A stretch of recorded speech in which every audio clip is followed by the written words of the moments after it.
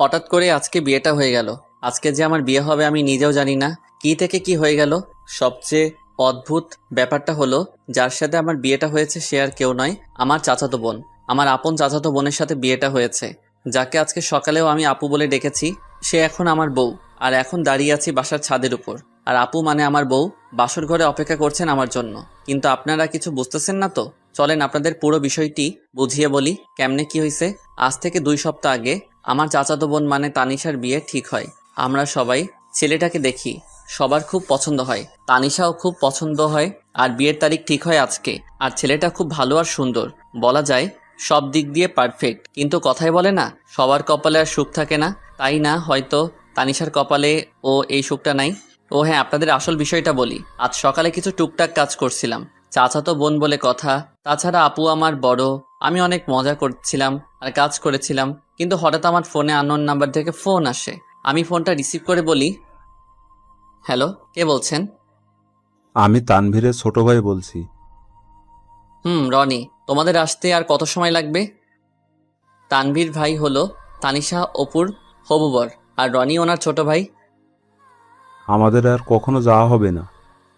আরে রনি, কান্না করছো কেন? কি হয়েছে তোমাদের? রাহি ভাই, আপনাকে কিভাবে কথাটা বলবো আমি নিজেও বুঝতে পারছি না। আরে কি হয়েছে সেটা তো আগে বলো।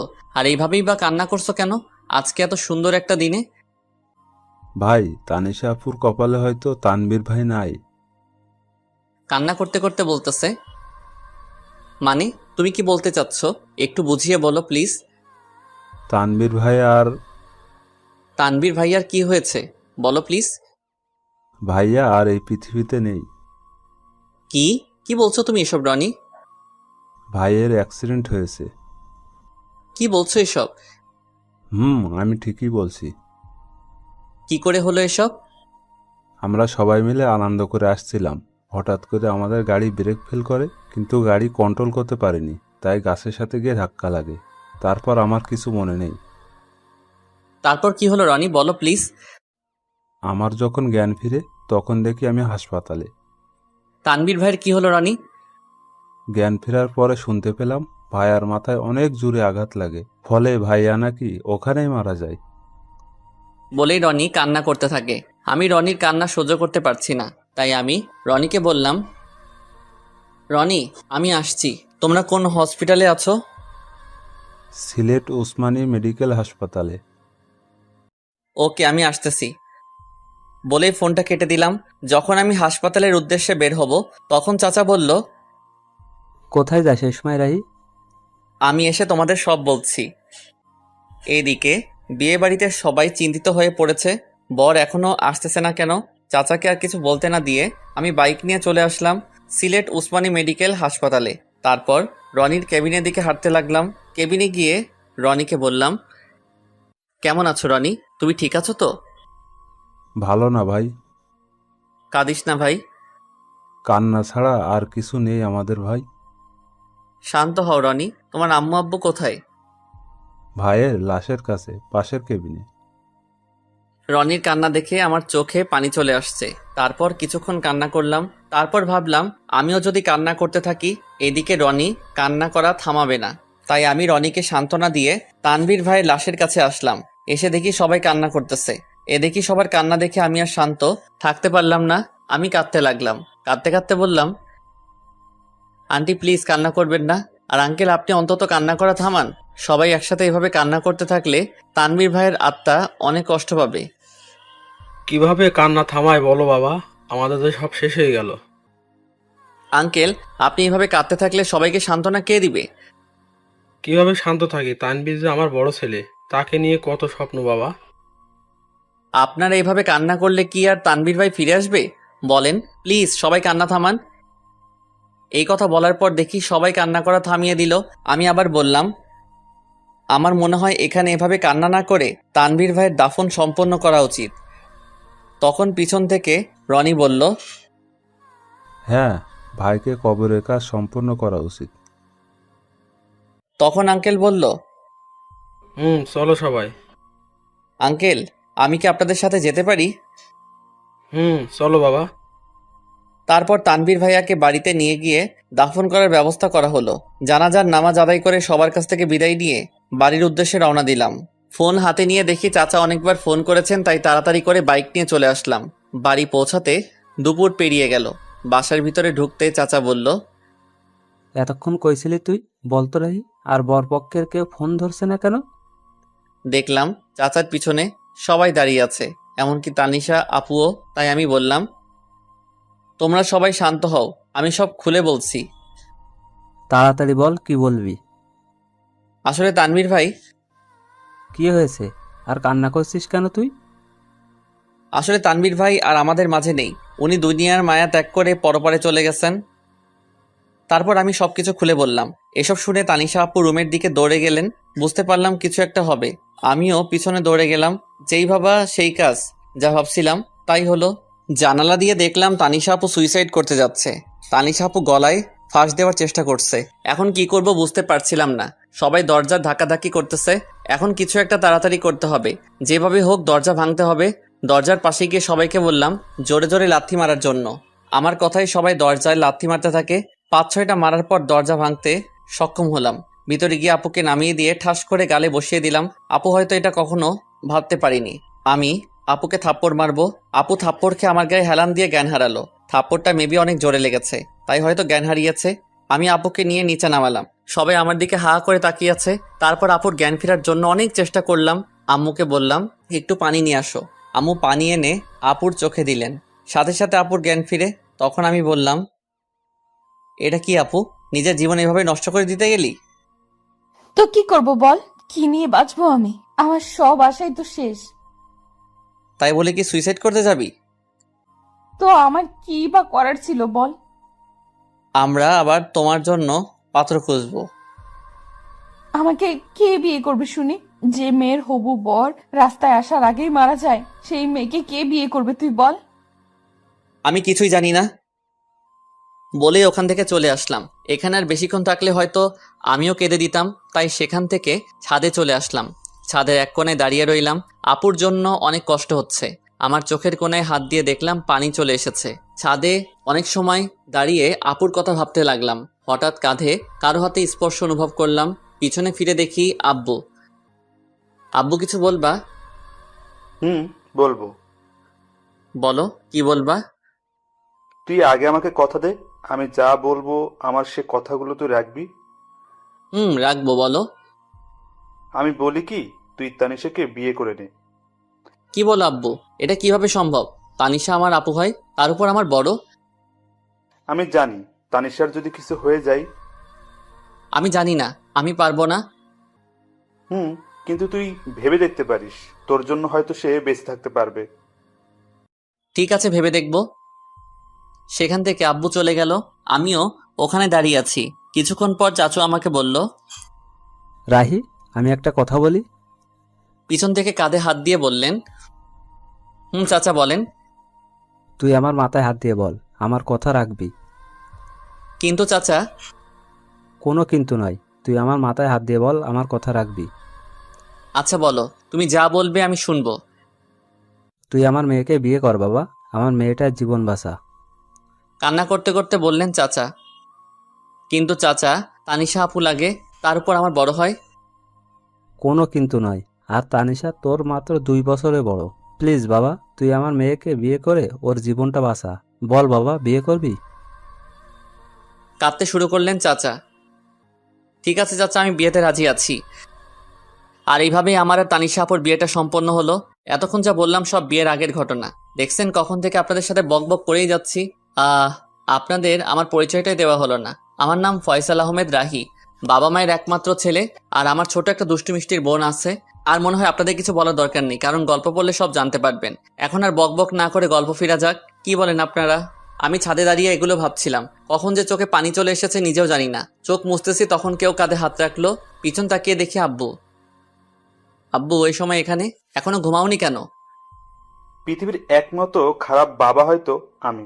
নিজের ভাইয়ের মেয়ের জন্য নিজের ছেলের কুরবানি দিলাম। আমি চুপ। তোর সাথে আমি আর ভাই অনেক বড় অন্যায় করে ফেলেছি। এ সময় তোর ঘুরে বেড়ানোর কাজ, বন্ধুদের সাথে সময় কাটানো, পড়াশোনা করার সময়। সেখানে আমরা তোর উপর অনেক বড় একটা দায়িত্ব দিয়ে ফেলেছি। তোর অমত থাকা সত্ত্বেও আমরা তানিশের সাথে তোর বিয়ে দিয়েছি। আমাদের মাফ করে দিস বাবা। কি সব আবল তাবল বলছো আব্বু? তোমার ভালো মনে করছো তাই বিয়ে দিয়েছো, এতে কষ্ট পাবার কি আছে? মেয়েটা কিছু একটা করে ফেলতে পারে, তাই তোর সাথে বিয়ে দিয়েছি। রাগ করিস না বাবা, অনেক রাত হয়েছে, ঘরে যা। বাবা, মেয়েটা একা বসে আছে। আমি আর কিছু না বলে নিচে চলে আসলাম। আমার রুমে দরজা খুলে দেখে আপু কান্না করছে। আমার এখন ঠিক কি করা উচিত বুঝতে পারছি না। আমি কাঠের পাশে গিয়ে দাঁড়িয়ে রইলাম। রাহি, হুম। তোর সাথে আমার কিছু কথা আছে। বলো, কি বলবা? আমি জানি তুই খুব ভালো একটা ছেলে, তোর মতন স্বামী পাওয়া ভাগ্যের ব্যাপার, কিন্তু আমি তোকে স্বামী হিসেবে মানতে পারবো না। অবাক হয়ে তাকিয়ে রইলাম অপুর দিকে। তুই জানিস তুই আমার ছোট ভাই, হোক তুই আমার চাচাতো ভাই, কিন্তু আমি তোকে স্বামী হিসেবে মানতে পারবো না। কিছু বললাম না। আমার মনে হয় তুই আমাকে বউ হিসেবে মানিস না। চুপ। তুই আমাকে প্রশ্ন করতে পারিস, আমি যদি স্বামী হিসেবে মানতে না পারি তাহলে বিয়ে করলাম কেন? হ্যাঁ, এটার জবাব দিয়ে দিচ্ছি। তোর সাথে বিয়ে না হলে হয়তো অন্য কারোর সাথে আমার বিয়েটা হতো, কিন্তু সে আমার মনের কষ্টটা বুঝতে পারতো না। আমার মনের অবস্থা শুধু তুই বুঝবি, অন্য কেউ না। আমি এখনো চুপচাপ দাঁড়িয়ে সব শুনছি। জানিস রাহি, আমি পৃথিবীর একমাত্র হতভাগা মেয়ে, সুখ কাছে পেয়েও হারালাম। তুই আমাকে মাফ করে দিস, তোর জীবনটা আমি নষ্ট করে দিলাম। জানিস, আমারও খুব ইচ্ছা ছিল সুন্দর একটা মেয়ে দেখে তোর বিয়ে দিব, আর তোর বিয়েতে অনেক আনন্দ করব, কিন্তু তার হলো না। তুই আমাকে মাফ করে দিস, আমি তোকে স্বামী হিসেবে মানতে পারছি না। অনেক রাত হয়েছে, এখন ঘুমিয়ে পড়ো। এটুকু বলে বারান্দায় চলে এলাম। এমন কিছু আমার জীবনে হবে আমি কখনো কল্পনাও করতে পারিনি। কিন্তু আমি ভেবেছিলাম আমার সাথে বিয়ে হলে কোনো আফসোস থাকবে না, সবকিছু গুছিয়ে নিতে সমস্যা হবে না। কিন্তু কি ভাবলাম আর কি হলো। আসলে সবার কপালে সুখ থাকে না, আমার কপালেও হয়তো নেই। আজ নিজের উপর খুব রাগ হচ্ছে, কিন্তু কি আর করব।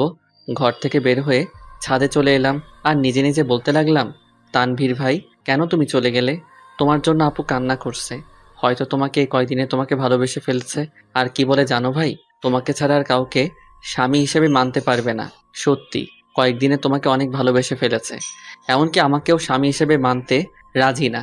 সত্যি ভাই, তুমি অনেক ভাগ্যবান ছিলে, আপুর মতো বউ পেতে যাচ্ছিলে। কথায় বলে না, সবার কপালে সুখ থাকে না, তেমনি তোমার কপালেও নেই, আমার কপালেও নেই। হায় রে কপাল আমাদের। এসব ভাবতে ভাবতে চোখের কোণায় আবারও হাত দিয়ে দেখি পানি। চোখে পানি মুছে পকেটে থাকা ফোনটা হাতে নিয়ে দেখি 2:45 বাজে। তাই আর ছাদে দাঁড়িয়ে না থেকে রুমে চলে এলাম। রুমে এসে দেখি এখনো আপু নাক টেনে টেনে কান্না করছে। কি ব্যাপার আপু, তুমি এখনো ঘুমাওনি? কোথায় গিয়েছিলি? একটু ছাদে গিয়েছিলাম, রাত অনেক হয়েছে, ঘুমিয়ে পড়ো। তুই কোথায় ঘুমাবি? সেটা আপনার না জানলেও চলবে, তুমি উপরে ঘুমিয়ে পড়ো, আমি ফ্লোরে শুয়ে পড়ছি। তারপর আর কিছু না বলে নিচে চাদর বিছিয়ে ঘুমিয়ে পড়লাম। মাঝরাতে হঠাৎ কারো কান্নার শব্দে ঘুমটা ভেঙে গেল। তাকিয়ে দেখি আপু এখনো কান্না করছে। আর আমি বললাম, হ্যাঁ আপু, তোমার সমস্যাটা কি? এখন কি ঘুমাতে দিবেন না? যা হবার তা তো হয়ে গেছে। ঠিক আছে, তুই ঘুমা। আমি আবারও ঘুমিয়ে পড়লাম। হঠাৎ সকালে কারো কান্নাকাটি আর চেঁচামেচিতে ঘুম ভেঙে গেল। বের হয়ে দেখলাম তানিশা, আম্মু, আব্বু, আমার ছোট বোন রিয়া ও কান্না করছে। আমি গিয়ে বললাম, আব্বু কি হয়েছে? চুপ। আম্মু কি হয়েছে, এভাবে কান্না করছো কেন? চুপ। আপু তুমি অন্তত বলো কি হয়েছে। আসলে দোকানটা দোকানটা কি হয়েছে বলো না। দোকানটাতে আগুন লেগে গেছে, আর পুরো দোকান পুড়ে গেছে। কি বলছো এসব? হুম, বাবা ঠিক বলেছে। সবার কথা শোনার পর যেন আমার মাথায় আকাশ ভেঙে পড়ল। আমি এখন কি করব কিছু বুঝতে পারছিলাম না। তারপর নিজেকে ঠিক রেখে সবাইকে সান্ত্বনা দিতে লাগলাম। এভাবে কয়েকটা দিন কেটে গেল। তারপর শুরু হলো সংসারে অশান্তি। বাবা বড় মানুষ, ঠিকমতো কাজ করতে পারে না, তাই আর সংসারের কষ্ট দেখতে না পেরে সংসারে হাল ধরতে হলো আমাকে। কি করব কিছুই বুঝতে পারছিলাম না। তাই আমার ফ্রেন্ড আফিকুলকে ফোন দিলাম। হ্যালো আফিকুল দোস্ত, আমার সাথে একটু দেখা করতে পারবি? আরে এভাবে বলছিস কেন?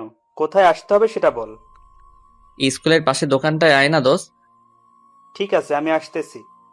ঠিক আছে আয়। বলেই ফোনটা কেটে দিলাম আর রেডি হয়ে স্কুলের পাশের দোকানে চলে গেলাম। একটু পরে আফিকুলও চলে এলো। বল দোস্ত, কি বলবি?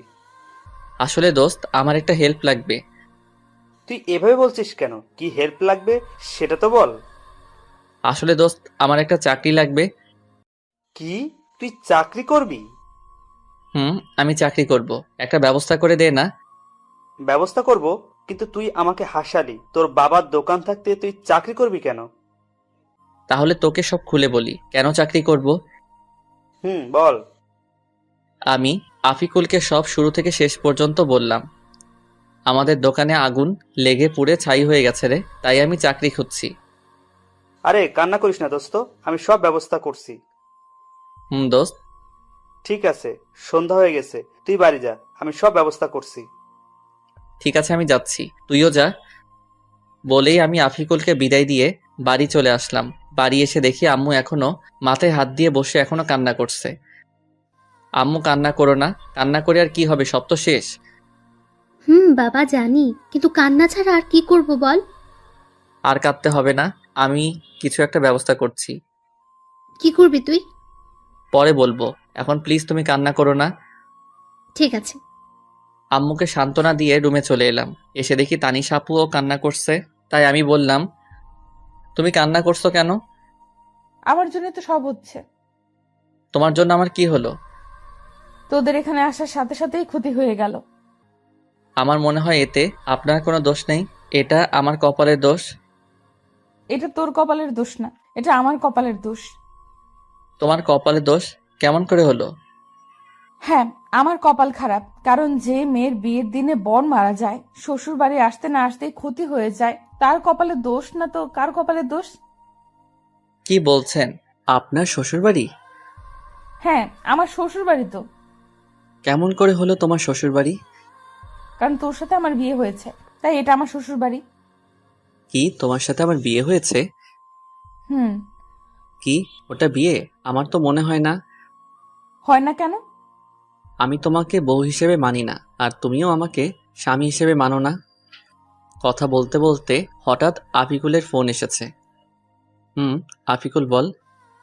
খুশির খবর আছে বন্ধু। কি খুশির খবর? দোকানে আয় বলছি।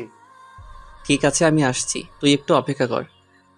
আমি বের হতে হতে তানিশা আপুকে বললাম, আমি আসি, তোমার সাথে পরে কথা বলবো। কোথায় যাবি এখন? এসে সব বলছি তোমাকে। আমি আর কথা না বলে চলে আসলাম স্কুলে পাশের দোকানে। এসে দেখি আফিকুল আমার জন্য অপেক্ষা করছে। বল দোস্ত, কি খুশির খবর? আমি তো চাকরির ব্যবস্থা করে ফেলেছি দোস্ত। কি, তুই আমার চাকরির ব্যবস্থা করে ফেলেছিস?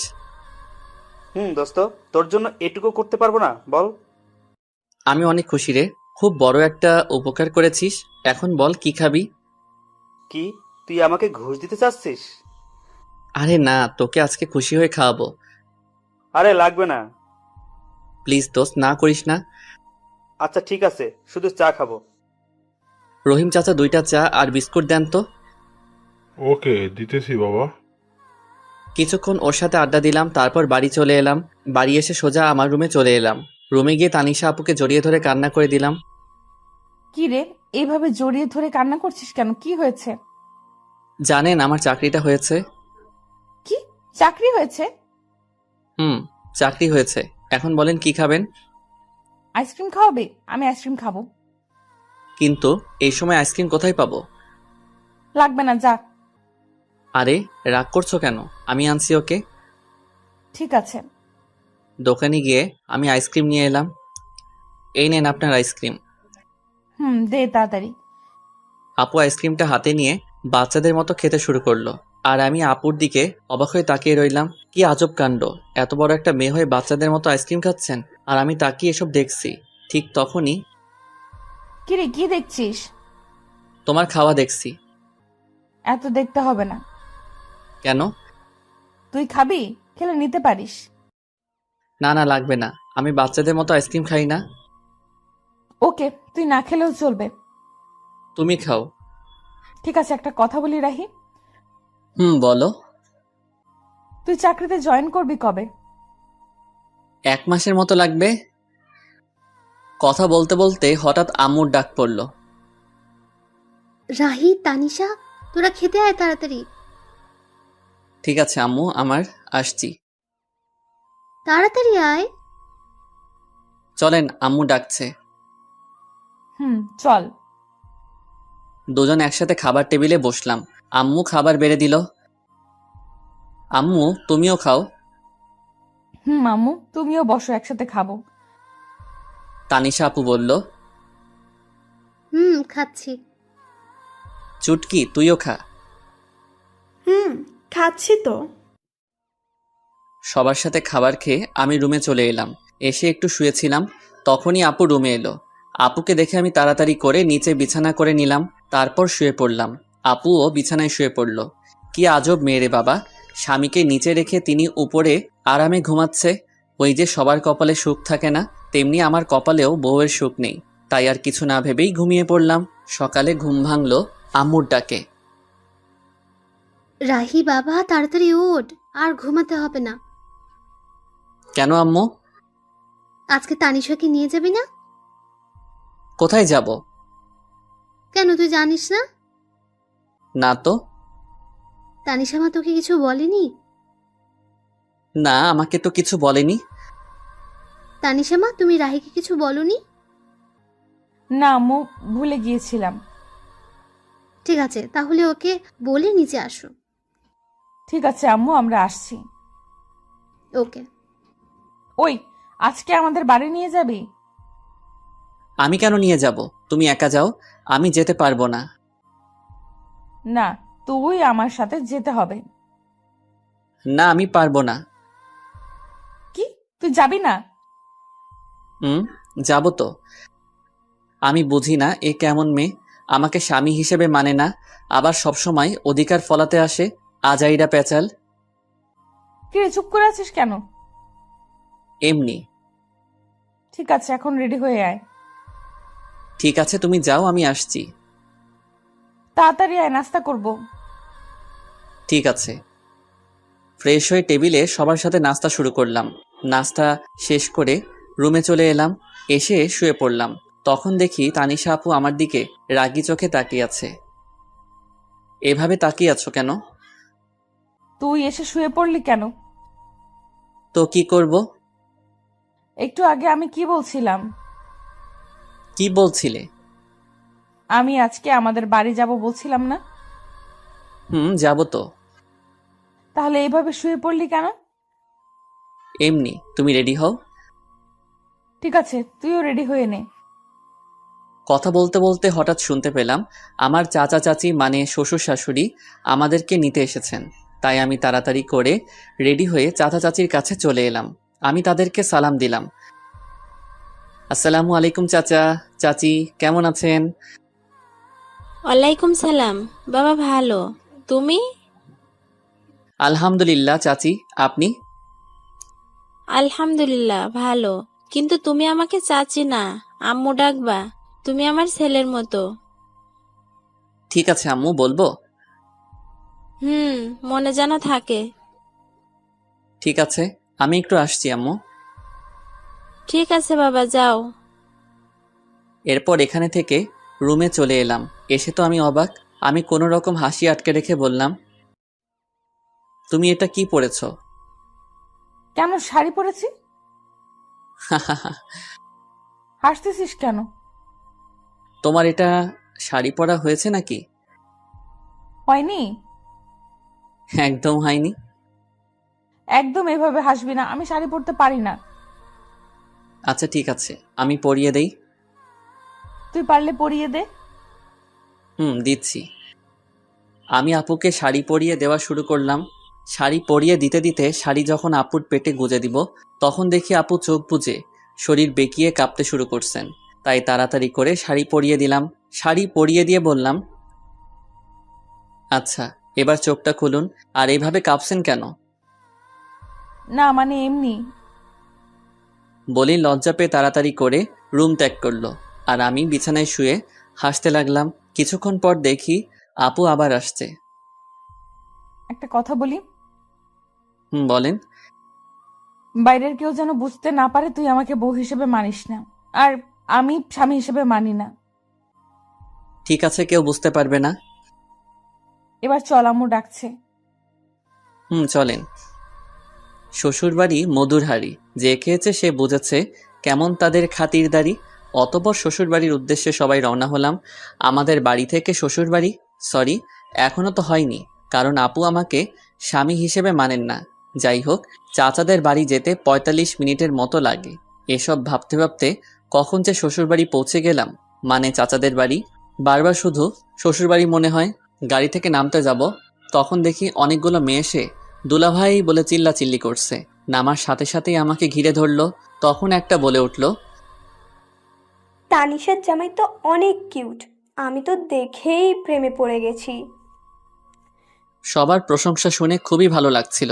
তখনই হুট করে আপু আমার হাত শক্ত করে ধরেছে।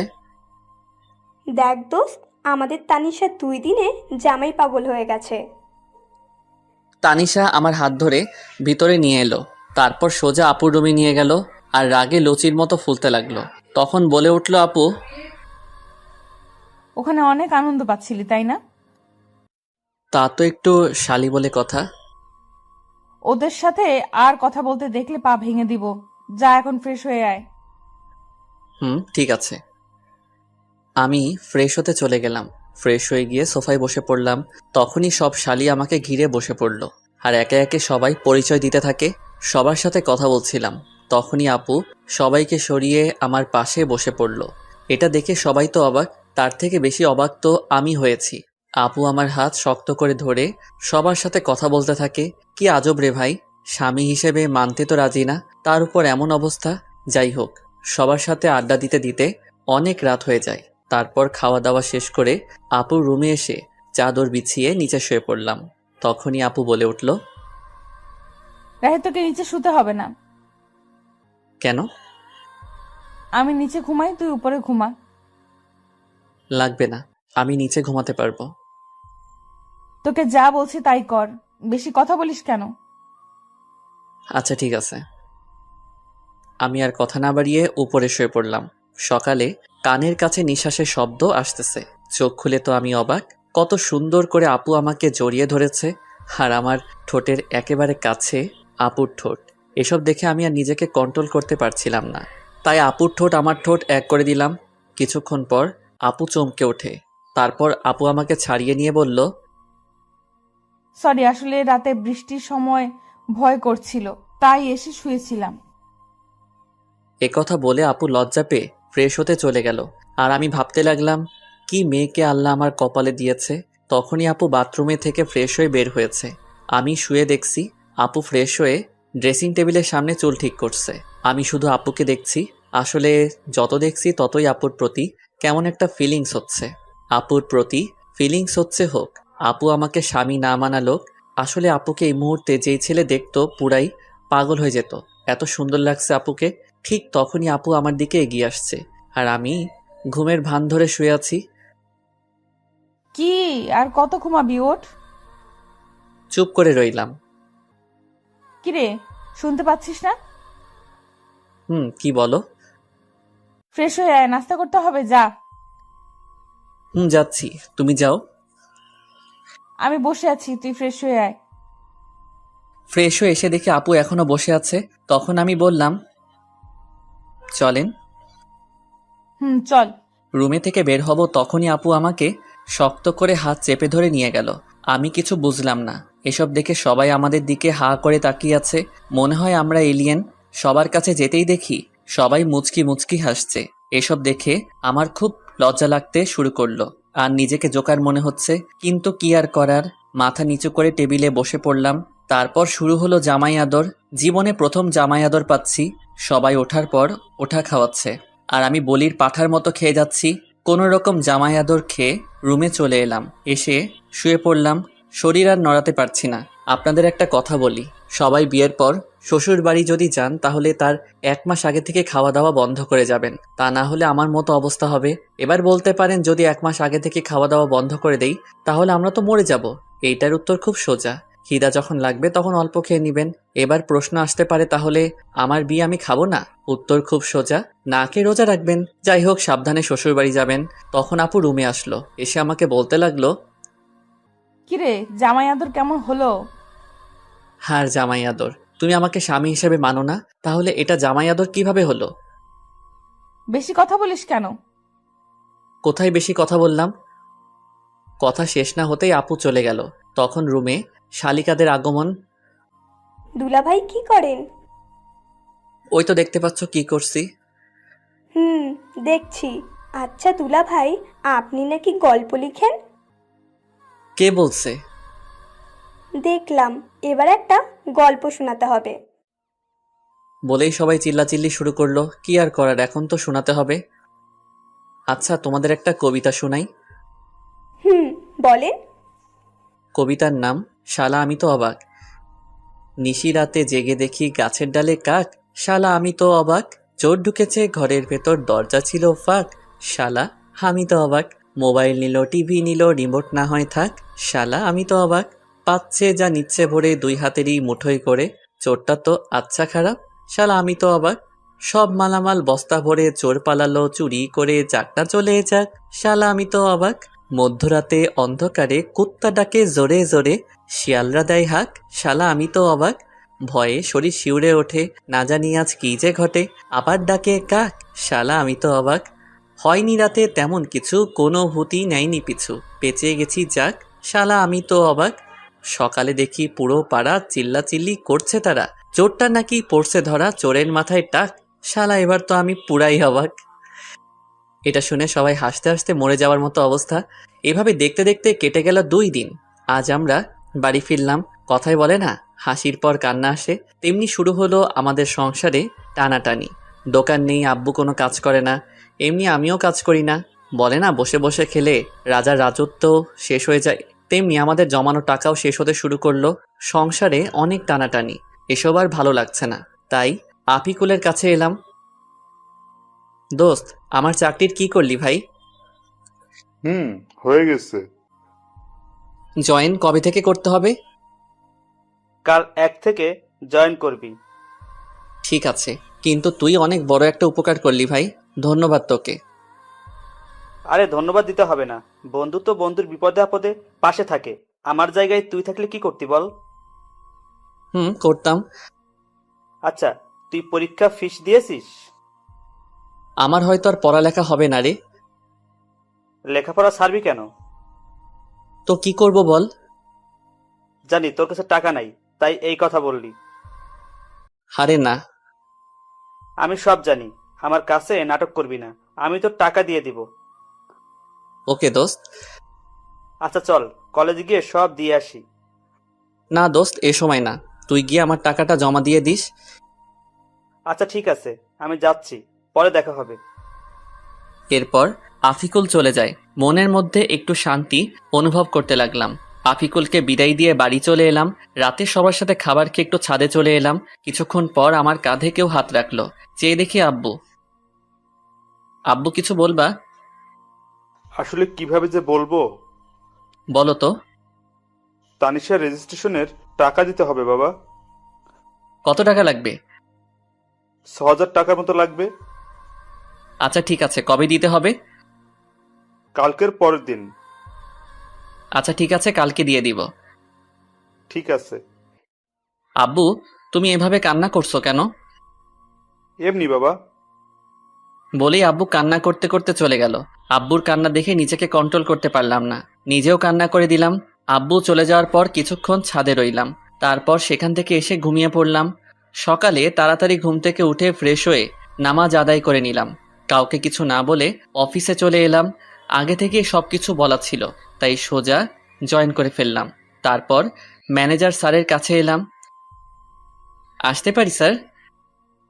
আরে রাহি, আসো। স্যার, আমার কাজটা কি জানতে পারি? অবশ্যই। আমার কাজটা কি? তোমার কাজ সেল করা। ঠিক আছে স্যার। আর হ্যাঁ, প্রতিদিন সকাল 8টায় আসতে হবে, দেরি হলে বেতন থেকে টাকা কাটা যাবে। ঠিক আছে স্যার। বলে একটা গাড়ির সাথে চালক বেরিয়ে পড়লাম। সকালে কিছু খাওয়া হয়নি, তাই এক দোকানে সেল করে চা আর বিস্কুট খেতে লাগলাম। আর বেশি কিছু খেলাম না, কারণ আমার কাছে টাকা নেই।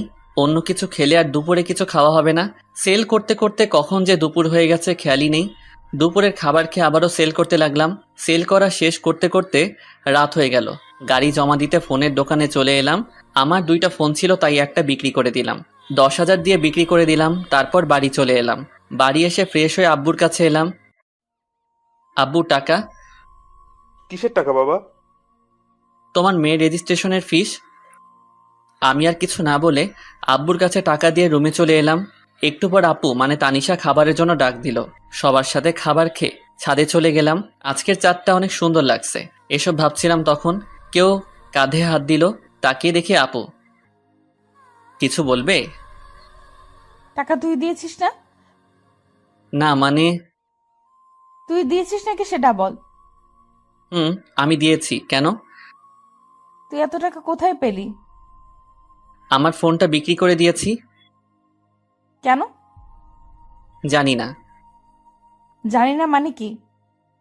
আমার ভালো লাগছে না, আমি ঘুমাবো বলেই সেখান থেকে চলে আসলাম। আর বেশি কথা বললাম না, কথা বললে হয়তো কথা আরো বেড়ে যেত। রুমে এসে ঘুমিয়ে পড়লাম। সকালে পাখির কিচিরমিচির আওয়াজে ঘুম ভেঙে গেল। নামাজের সময় ছিল, তাই নামাজটা আদায় করে নিলাম। সকালে সবার সাথে নাস্তা করতে বসে পড়লাম। হঠাৎ করে তানিশা আপু বলল, আব্বু, আমি একটা কথা বলবো। মা, বলো। বলছিলাম কি, রাহি তো একাই চাকরি করে এখন সংসার চালায়, আর তাতে ওর অনেক কষ্ট হয়। আমি বলি কি, আমি যদি একটা চাকরি করি তাহলে ওর কষ্ট একটু কম হতো। এই পরিবারের আর কারো ইনকাম করতে হবে না। আমি এখনো মরে যাইনি, মরে গেলে করো বলে সেখান থেকে রুমে চলে এলাম। আসলে আমি চাই না তানিশা আপু কোনো কাজ করুক। আমি রেডি হয়ে অফিসে চলে এলাম। প্রতিদিনের মতো আজকে একটা চালক নিয়ে বেরিয়ে পড়লাম সেল করতে। সেল করতে করতে দুপুর হয়ে গেল। তখন সাথে থাকা সোহাগ ভাই বললেন, ভাই চলেন কিছু খেয়ে আসি। চলো। দোকানে বসে পাউরুটি খাচ্ছিলাম। সামনে চেয়ে দেখি কেউ আমার দিকে তাকিয়ে আছে। ভালো করে তাকিয়ে দেখি আব্বু ওর ফ্রেন্ডের সাথে দাঁড়িয়ে আছে। তাই আমি তাড়াতাড়ি খেয়ে সোহাগ ভাইকে নিয়ে চলে এলাম। তারপর আবার দোকানে সেল করতে লাগলাম। সেল করতে করতে রাত হয়ে গেল। গাড়ি জমা দিয়ে হাঁটছিলাম। পকেটে হাত দিয়ে দেখি টাকা নেই, তাই বাধ্য হয়ে হাতের ঘড়িটা বিক্রি করে দিলাম। বাড়ি এসে সোজা রুমে চলে এলাম। ফ্রেশ হয়ে সবার সাথে খাবার টেবিলে বসে পড়লাম। খাওয়া দাওয়া শেষ করে ছাদে চলে গেলাম। ছাদে আসি কারণ আমার মন খারাপ থাকলে ছাদে এসে সময় কাটাই আর চাঁদ দেখতে থাকি। অনেক সময় থাকার পর রুমে আসলাম। খেতা বালিশ নিয়ে নিচে শুতে যাব, তখনই একটা কথা বলতাম। বলেন। তুই উপরে ঘুমা, আমি নিচে ঘুমাই।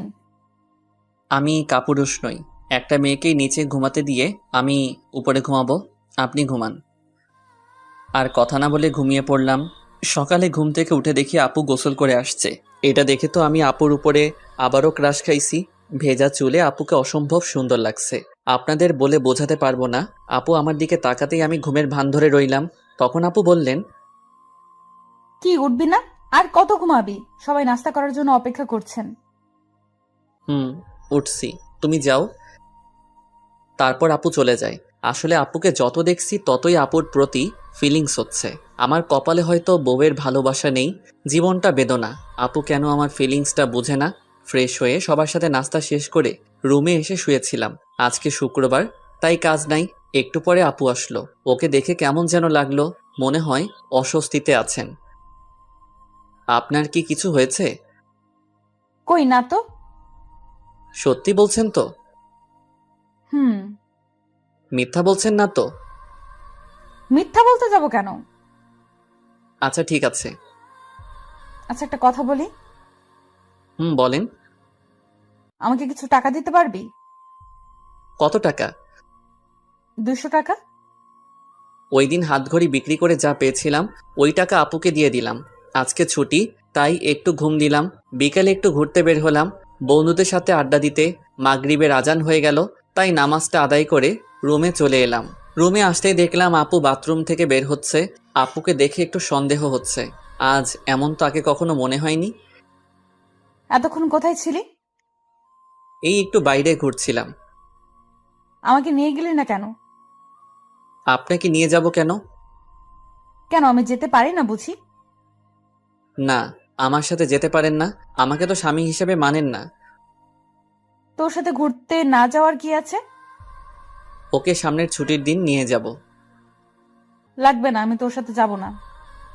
ওকে না গেলে আমার কি আর কত আছে যাওয়ার জন্য? ওই কি বললি? কই কিছু না। আমি যাব। এখন না বললেন যাবেন না? এখন যাব, তোর কোনো সমস্যা? না, সমস্যা নেই। তারপর রাতে খাবার খেয়ে ঘুমিয়ে পড়লাম। পরের দিন ভোর সকালে ঘুম ভাঙলো। ঘুম থেকে উঠে নামাজ আদায় করে নিলাম। তারপর একটু গ্রামটা ঘুরে দেখতে লাগলাম। সকালের আবহাওয়া মনটা অনেক ভালো করে দেয়। কত সুন্দর লাগে সকালবেলা। কিছুক্ষণ গ্রামটা ঘোরাঘুরি করে রুমে চলে এলাম। এসে দেখি আপু এখনো ঘুমিয়ে আছে। ভাবলাম ঠেকে দিব কিনা, অত কিছু না ভেবে ডাক দিলাম, আপু উঠেন, সকাল হয়ে গেছে। আর কত ঘুমাবেন? ওই আপু উঠবেন না? কি হয়েছে আম্মু, এত সকাল সকাল ডাকছো কেন? হেদি কয় কি আমি নাকি তার আম্মু? আরে আমি রাহি। ও তুই? কখন থেকে ডাকছি, উঠছেনই তো না। সরি। বলেই আপু ফ্রেশ হতে চলে গেল। সকালে নাস্তা করে কাজে চলে এলাম। দোকানে সেল দিতে দিতে এক জায়গায় দাঁড়িয়ে গেলাম। আপুর মতো কাউকে দেখতে পাচ্ছি। একটু কাছে গিয়ে দেখি আসলেই ওটা আপু। কিন্তু আপু এই জায়গায় কি করে? দেখলাম একটা ফার্মেসিতে ঢুকলো, সাথে চুটকি। তারপর কিছু একটা কিনে চলে গেল। আমি বুঝতে পারছি কি নিয়ে গেছে আপু। ভাবছি এখন গিয়ে জিজ্ঞেস করব কিনা। আপু সেখান থেকে চলে গেল। আমিও সেল দিতে চলে এলাম। রাতে খাবার খেয়ে রুমে আসলাম আর আপুর জন্য অপেক্ষা করতে লাগলাম।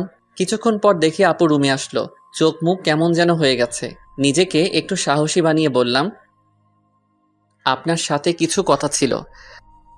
বল। আপনি আজ 11টার সময় কোথায় ছিলেন? আমার কথায় কিছুটা ভয় পেয়ে গেল আপু। বান্ধবীদের সাথে কেন? না এমনি। আপনি ঠিক আছেন তো? হুম, ঠিকই তো আছি। না আপনি ঠিক নেই। আমার কাছ থেকে কিছু কি লুকাতে চাচ্ছেন? কি লুকাবো আমি? তুই কিসের কথা বলছিস? এইটার কথা বলছি, প্যাকেটটা সামনে ধরে। আসলে আপনারা হয়তো বুঝতে পারছেন না কিসের প্যাকেটের কথা বলছি। ওইটা প্যাড ছিল। অনেকে হয়তো এখন বুঝতে পারছেন। এসব বলায় আপু কিছুটা লজ্জা পেয়ে যায়। লুকানো কি আছে এসব? জানি আপনি আমাকে স্বামী হিসেবে মানেন না, কিন্তু নিজের সমস্যার কথা তো বলতে পারেন না। এখন আমাকে বিশ্বাস করে উঠতে পারেননি? না তেমন কিছু না, আসলে বলতে লজ্জা লাগছিল। লজ্জার কি আছে এতে শুনি? কবে থেকে শুরু হয়েছে? 2 দিন হলো। ওকে তুমি এখানে বসো, আমি আসছি। আপুর জন্য গরম পানি করে নিয়ে আসলাম।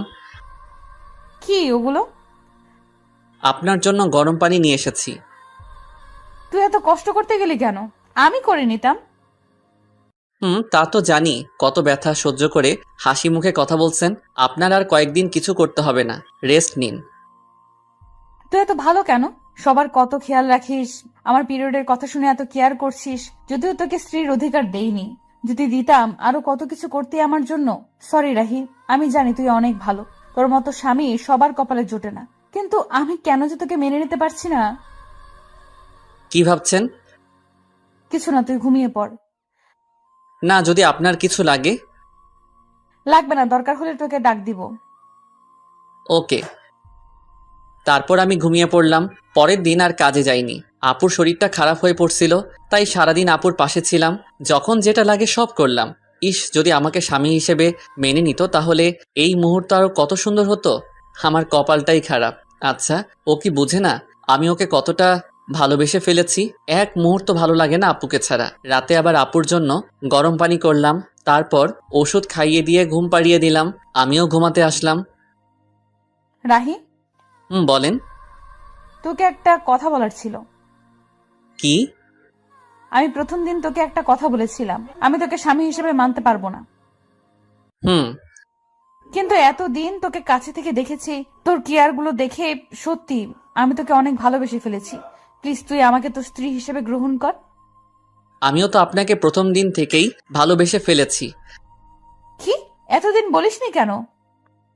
আমি কি জানতাম আপনিও আমাকে ভালোবাসেন? এখন তো জানলি। এখনো কি আপনি বলবি? আচ্ছা ঠিক আছে, তুমি করে বলবো। ও, ওদিকে আসছিস কেন? আপনিটাকে তুমি করতে হবে তো। আপুর এমন কথা শুনে আমার তো খুশিতে হিরো আলমের গান লাগাই নাচতে ইচ্ছে করতেছে। মনে সাহস নিয়ে আপুর ঠোঁটের কাছে আমার ঠোঁট এক করতে যাব, ঠিক তখনই চমকে উঠেছিলাম। আপু আমাকে থাপ্পড় মারলো কেন? তখনই চোখ খুলে দেখি এইটা ছিল স্বপ্ন। মনটাই খারাপ হয়ে গেল। কত সুন্দর একটা স্বপ্ন দেখলাম, এটা যদি বাস্তবে হতো তাহলে কেমন হতো। কিন্তু ওই যে আমার কপাল খারাপ, চারদিকে তাকিয়ে দেখি সকাল হয়ে গেছে। বিছানায় চোখ যেতেই দেখলাম আপু কত সুন্দর করে ঘুমাচ্ছে, ছোট বাচ্চাদের মতো করে। দেখলেই তো পাগল হয়ে যাওয়ার মতো অবস্থা, কিন্তু কিছু করার নেই। এত রোমান্টিক হওয়া আমার জন্য মানায় না। তাই গিয়ে আপুকে ডাক দিলাম, আপু উঠুন, সকাল হয়ে গেছে। হুম, আপনার শরীরে কেমন আছে এখন? ভালো। আপুকে তুলে আমি ফ্রেশ হয়ে খাবার টেবিলে চলে এলাম। দেখি আব্বু বসে আছে। রাহি, তোর সাথে কিছু কথা আছে। বলো আব্বু। আমাদের দোকানটা নতুন করে শুরু করবো ভাবছি। আব্বু, এটা তো ভালো কথা। দোকানটা চালু হলে তোকে আর চাকরি করতে হবে না, লেখাপড়া কমপ্লিট করবি আর তানিশা মার খেয়াল রাখবি। আব্বু, পরেরটা পরে দেখা যাবে, আগে তো শুরু করো। হুম এভাবেই আমাদের জীবনটা চলছিল। আপু আগের থেকে বেশি আমার উপর রাগ দেখায়, আবার অধিকারও খাটায়। মনে হয় যেন সত্যি আমি ওর বর। কখনো মনে হয় মেনে নিয়েছে, আবার কখনো মনে হয় এগুলো সবাইকে দেখানোর জন্য করছে। একদিন আপু বলল, চল আজকে আমরা ঘুরতে যাই। কোথায় যাবেন? চা বাগান দেখতে যাই। আমার ভালো লাগছে না। কি? আরেকবার বল, দেখ আমি তোর কি অবস্থা করি। আচ্ছা চলেন। এই তো, গুড বয়। এ কেমন মেয়ে রে বাবা, একবার রাগ দেখে আবার রাগ নেই, সব শেষ হয়ে যায়। ও আল্লাহ, কেমন মেয়ের পাল্লায় ফেললে। স্বামী হিসেবে মানে না, কিন্তু স্বামীর অধিকার ঠিক কাটায়। মন চায় কচু গাছের লগে ফাঁস দিয়ে মরে যায়। আল্লাহ আমায় উঠাই লও। আমি রেডি হয়ে আপুর জন্য অপেক্ষা করতে লাগলাম। মেয়েদের এই একটাই জিনিস, কোথাও যাইতে হলে মেকআপ নামের জিনিস তাদের দিতে হইব। কত সময় ধরে অপেক্ষা করতেছি, আসার কোনো নামই নেই। হলো আপনার? এই তো চল। আপুর দিকে তাকাতেই আবারও ক্রাশ খেলাম। নীল জামার সাথে ম্যাচিং করে চুড়ি, চোখে কাজল, অসম্ভব সুন্দর লাগছে, পরীর মতো লাগছে। কি আর বলমু ভাই, এগুলো শুধু নাটকে আর গল্পেই সম্ভব। জীবনে তো একটা পরীর মতো সুন্দর মাইয়া দেখলাম না, পরী নামের পেতনি দেখছি। কি হলো, হা করে কি দেখছিস? পরী দেখি। এখানে পরি পাইলি কই? আমার সামনে। মুখ ফসকে কথাটা বলে ফেললাম। আমার কথা শুনে আপু কিছুটা লজ্জা পেয়ে যায়। আর পরি দেখতে হবে না, চল। চলেন। তারপর আমি গিয়ে আমার বাইকটা বের করলাম। আপু এসে দাঁড়িয়ে আছে। উঠবেন না? উঠছি তো। বলেই আপু বাইকে উঠে আমার কাঁধে হাত রাখলো। কাঁধে হাত দিতেই অন্যরকম অনুভূতি হচ্ছিল। এই প্রথম বাইকে কোনো মেয়েকে নিয়ে উঠলাম। চাচাতো বউকে নিয়ে বাইক চালাচ্ছি, খুব ফিলিংস হচ্ছে। এই ফিলিংসটা আপনাদের বলে বোঝাতে পারবো না। তারপর বাইকটা স্টার্ট করে চালাতে শুরু করলাম। কিছুক্ষণ পর বাইকের স্পিডটা একটু বাড়িয়ে দিতেই আপু আমাকে শক্ত করে জড়িয়ে ধরে। এতক্ষণ এটাই তো চাইছিলাম, নরম শরীরের স্পর্শ, খুব ভালো লাগছিল। কিছুক্ষণ পর আমরা শ্রীমঙ্গল বদ্ধভূমি 71 চলে আসলাম, চায়ের রাজধানী শ্রীমঙ্গল। আমরা বাইক থেকে নামতেই আপু আমার হাত শক্ত করে জড়িয়ে হাঁটতে লাগলো। খুব ভালো লাগছিল তখন। আপু নীরবতা ভেঙে বলল, রাহি, বলেন। সরি।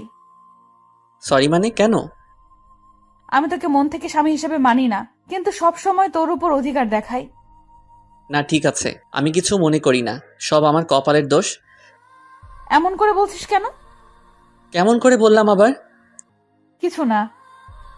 কিছুক্ষণ আপুর কিছু পিক তুলে দিয়ে আমি বললাম, কিছু খাবেন? আইসক্রিম নিয়ে আয়। আমি তো জানি মেয়েরা ফুচকা পাগলি হয়, কিন্তু আপনি আইসক্রিম পাগলি কেন? এমনি, তোর কোনো সমস্যা? না, আনছি আমি।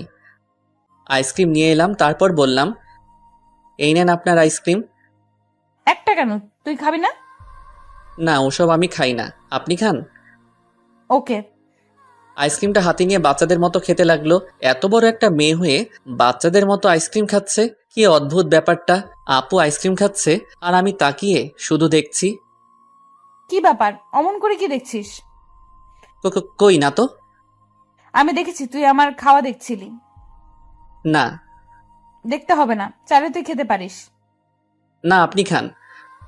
আমি বলছি তুই খাবি, এই নে। আমি খাবো না, আপনি খান। তুই খাবি নাকি আইসক্রিম তোর মুখে মেখে দিব? আচ্ছা ঠিক আছে। আমি আর কিছু না বলে হা করি। আপু আইসক্রিম আমার মুখে দিল। আমি খেতে না চাইলেও বাধ্য হয়ে খেতে হলো। রাগ করলি? আমি সবার উপরে রাগ করি না। ও, তো কার কার উপর রাগ করিস না একটু শুনি। আপনাকে বলবো কেন? আর কিছু না বলে ঘোরাঘুরি করে বাড়ির উদ্দেশ্যে রওনা দিলাম। রাস্তায় হঠাৎ আমার একটা ফ্রেন্ড মিতুর সাথে দেখা। কিরে রাহি, কেমন আছিস? এই তো আলহামদুলিল্লাহ ভালো। তুই? আমিও ভালো আছি। তো তোর কি খবর? এই তো আর কি। আমরা কথা বলছিলাম, হঠাৎ আপুর দিকে চোখ যেতেই দেখলাম আপু রাগে ফুলছে। কিছু বুঝলাম না। তোর সাথে মেয়েটাকে? ও হলো আপনার বউ তানিশা, আর তানিশাও আমার ফ্রেন্ড মিতু। হাই আপু, আপনি তো অনেক কিউট। ধন্যবাদ আপু। মিতুর সাথে কিছুক্ষণ কথা বলার পর বাড়িতে চলে এলাম।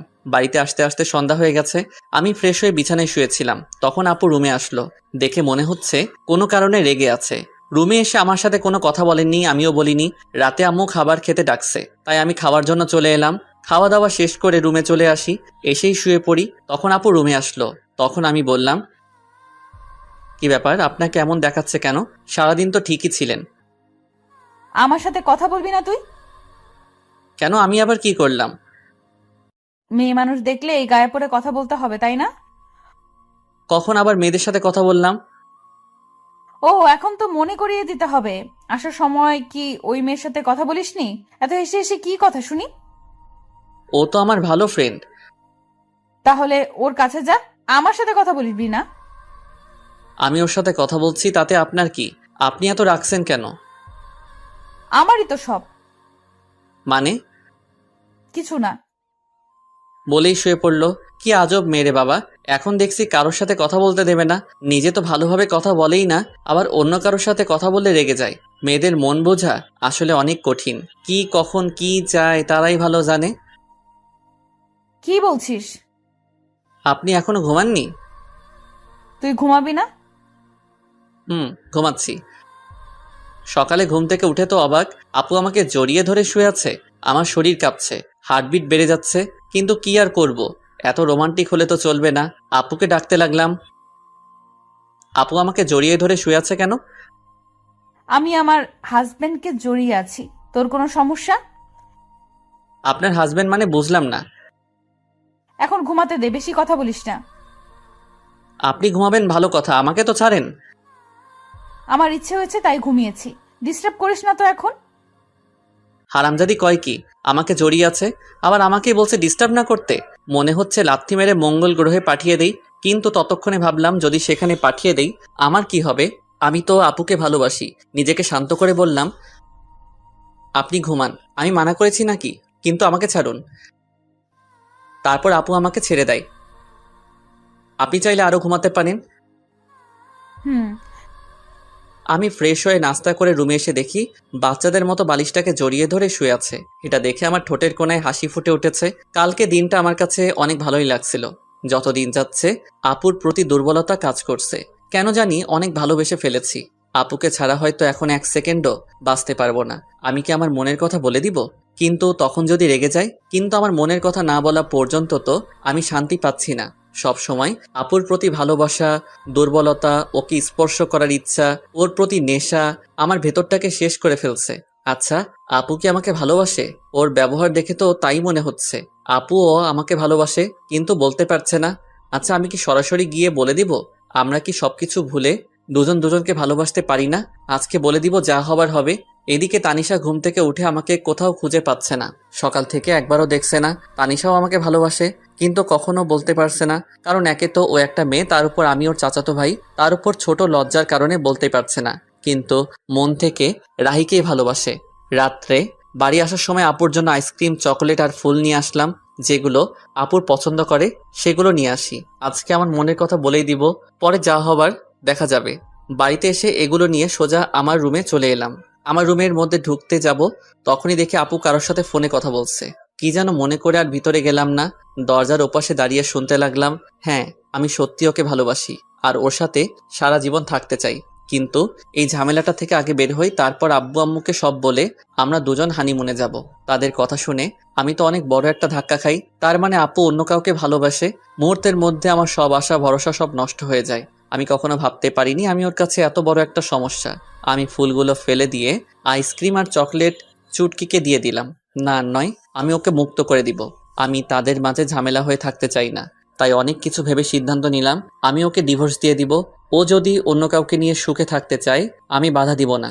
আমি রুমে ঢুকতেই আপু ফোন রেখে দেয়। সারাদিন কই ছিলি? একবারও বাড়িতে দেখলাম না। একটা কাজ ছিল। সারাদিন কিছু খেয়েছিস? দাঁড়া, আমি তোর জন্য খাবার আনছি। না না, আমি খাবো না, বাইরে থেকে খেয়ে এসেছি। যে কথাগুলো শুনেছি আর খাবার মুখে দিয়ে কি আর যাবে। তোর সাথে আমার কিছু কথা ছিল। বলেন। অনেক দিন থেকেই বলতে চেয়েছিলাম, কিন্তু বলতে পারিনি। জানি না এই বিষয়টা তুই কিভাবে নিবি। অত কিছু না বলে আসল কথাটা বলেই ফেলুন। আসলে আমি তোকে ডিভোর্স দিতে চান, তাই তো? মানে মানেটা খুব সহজ। আপনি আর এই মিথ্যা সম্পর্ক রাখতে চান না, তাই আমাকে ডিভোর্স দিতে চান। সমস্যা নেই, দিয়ে দিব। আপনার ইচ্ছা আমি খুব তাড়াতাড়ি পূরণ করে দিব। আমি ডিভোর্স পেপার রেডি করছি। আপনি আপনার পছন্দ মতো একটা ছেলেকে বিয়ে করে নিয়েন। কিন্তু আমি তো বাড়িতে কিভাবে জানবেন? ওইটা আপনাকে চিন্তা করতে হবে না, আমি ম্যানেজ করে নিব। তারপর আমি আর আপুকে কিছু বলার সুযোগ না দিয়ে ফ্লোরে শুয়ে পড়লাম। আর বেশিক্ষণ কথা বললে হয়তো চোখ দিয়ে বন্যা শুরু হয়ে যেত। যাকে এতটা ভালোবাসি সে আজ আমাকে এভাবে ছ্যাঁকা দিয়ে দিল। এসব ভাবতে ভাবতে কখন ঘুমিয়ে পড়েছি মনে নেই। হঠাৎ কারো কান্না করার আওয়াজ শুনে ঘুমটা ভেঙে যায়। চোখ খুলে দেখি তানিশা আপু কান্না করতেছে। কি ব্যাপার, এত রাতে কান্না করছেন কেন? কিছু না, এমনি। আজব তো, এত রাতে কেউ কাঁদে? নিজেও ঘুমাচ্ছেন না, আমাকেও ঘুমাতে দিচ্ছেন না। আচ্ছা তুই ঘুমা। আমি ঘুমিয়ে যাই। এদিকে তানিশা ভাবতে থাকে, কেন তোকে বলতে পারলাম না আমি তোকে কতটা ভালোবাসি? আমাকে একবার বলার সুযোগ না দিয়ে তুই সব বলে গেলি। আমি নাকি ডিভোর্স চাই? কিভাবে ভাবছিস এইসব? ওকে, তুই যদি আমাকে ডিভোর্স দিয়ে ভালো থাকিস তাহলে চলে যাব তোর জীবন থেকে অনেক দূরে। তাছাড়া তোকে বিয়ে করে তোর জীবনটা আমি নষ্ট করে দিয়েছি, পারলে ক্ষমা করে দিস। পরের দিন আমি উকিলের সাথে যোগাযোগ করে ডিভোর্সের অ্যাপ্লাই করে আসলাম। আমাদের 6 মাসের ডেট দিয়েছেন। সেখান থেকে আফিকুলের সাথে দেখা করলাম। দোস্ত, আমার সব শেষ। কেন, তোর আবার কি হলো? আর কাঁদছিস কেন? তানিশা আমার কাছে থেকে ডিভোর্স চাই। কি বলছিস এসব তুই? হ্যাঁ, আমি সত্যি বলছি। তাহলে কি করবি এখন তুই? আমার সাথে চল। কোথায়? চল না। আমি আর আফিকুল একটা বারে আসলাম। এখানে আনলি কেন? ড্রিঙ্কস করব তাই। তুই কি ড্রিঙ্কস করিস? হুম। কিন্তু তুই তো আজ পর্যন্ত একটা সিগারেটও মুখে নিয়ে দেখিস নাই। আজকের মতো তো আর কখনো কষ্ট পাই নাই। তারপর আমরা দুজনই ড্রিঙ্কস করি। আমি একটু বেশি খেয়েছি, যার কারণে নিজেকে কন্ট্রোল করতে পারছি না। তাই আফিকুল আমাকে বাড়িতে নিয়ে আসে। বাড়িতে দরজায় নক করতে তানিশা দরজা খুলে দেয়। ভাবি, আসলে আজকে রাহি একটু ড্রিঙ্ক করে ফেলেছে। আচ্ছা ঠিক আছে, আপনি ওকে ভেতরে নিয়ে আসুন। তারপর আফিকুল আমাকে রুমে রেখে চলে যায়। একটু পরে আপু আসলো। তুই ড্রিঙ্কস করেছিস? হ্যাঁ, হুম, করেছি। তোর কোনো সমস্যা? তুই তো আগে এমন ছিলি না। সবসময় কি একরকম থাকতে হবে? এই বলে আমি তানিশার দিকে এগোচ্ছি আর তানিশা পিছনে যাচ্ছে।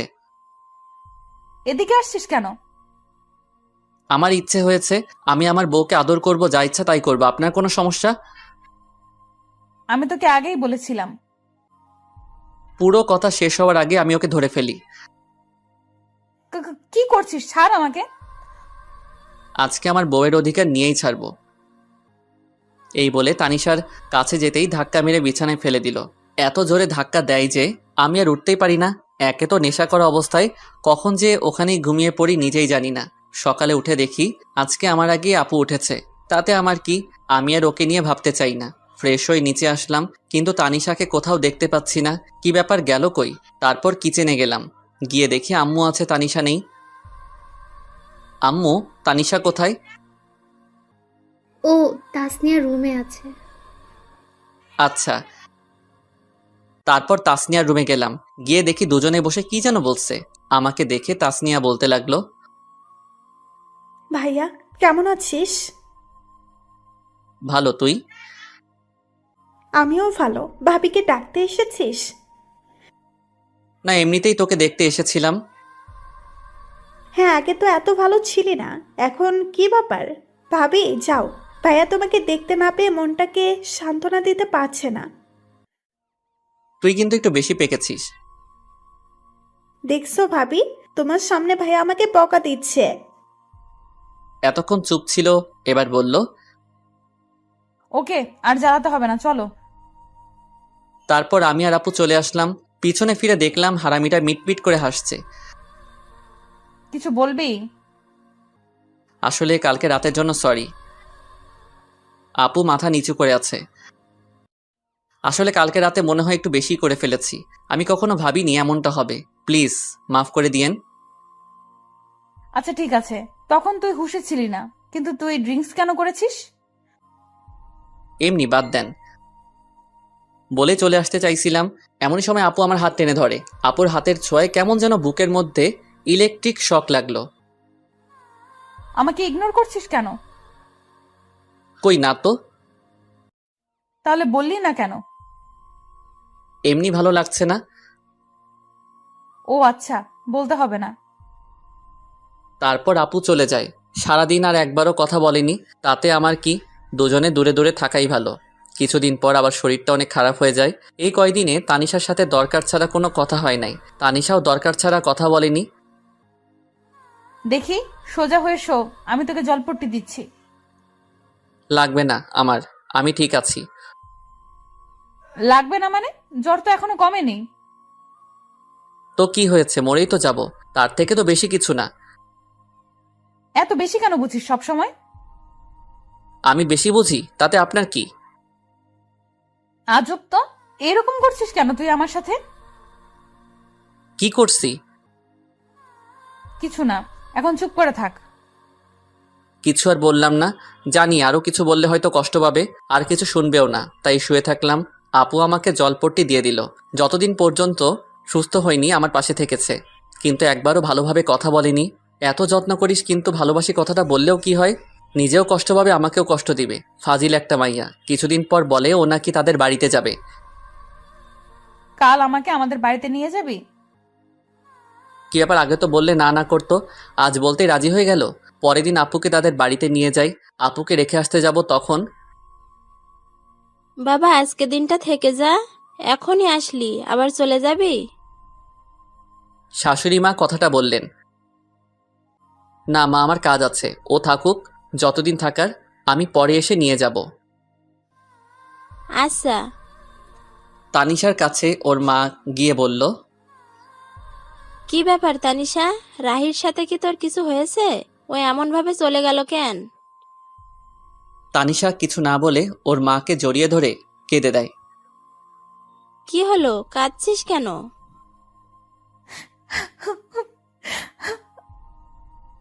কি হয়েছে পাগলি মেয়ে, এভাবে কাঁদছিস কেন? রাহি কি তোকে কিছু বলেছে? আম্মু, আমি রাহিকে ভালোবেসে ফেলেছি, কিন্তু বলতে পারছি না। ও অন্য কিছু ভেবে আমার উপর রেগে আছে। তারপর ওর মাকে সব খুলে বলে। আমি রাহির সাথে কথা বলে দেখছি। না আম্মু, তোমাকে বলতে হবে না। তুই তো বলতে পারবি না, পাগলি একটা। আমি বলছি। না, আমিই বলবো, তারপর যা হবার হবে। ওকে, তাহলে এবার কান্না থামা, পাগলি একটা। এদিকে আমি বাড়িতে এসে কিছু ভালো লাগে না, মনটা শুধু হাহাকার করছে। কি যেন নেই মনে হচ্ছে। আপুকে ওখানে রেখে এসে তো এখন রুমটা ফাঁকা ফাঁকা মনে হচ্ছে। ওকে কি নিয়ে আসবো? কিন্তু এত রাতে কিভাবে যাব? কাল সকালে গিয়ে নিয়ে আসবো, তা না হলে ওকে দেখতে না পেয়ে মরেই যাব। এদিকে রাতটা যেন কাটতেই চাচ্ছে না, এপাশ ওপাশ করছি। এদিকে তানিশাও অস্থির অস্থির লাগছে, কেন যেন রাহিকে ছাড়া ভালো লাগছে না। অনেক কষ্টের পর সকাল হলো, আমি রেডি হয়ে বেরিয়ে পড়ব।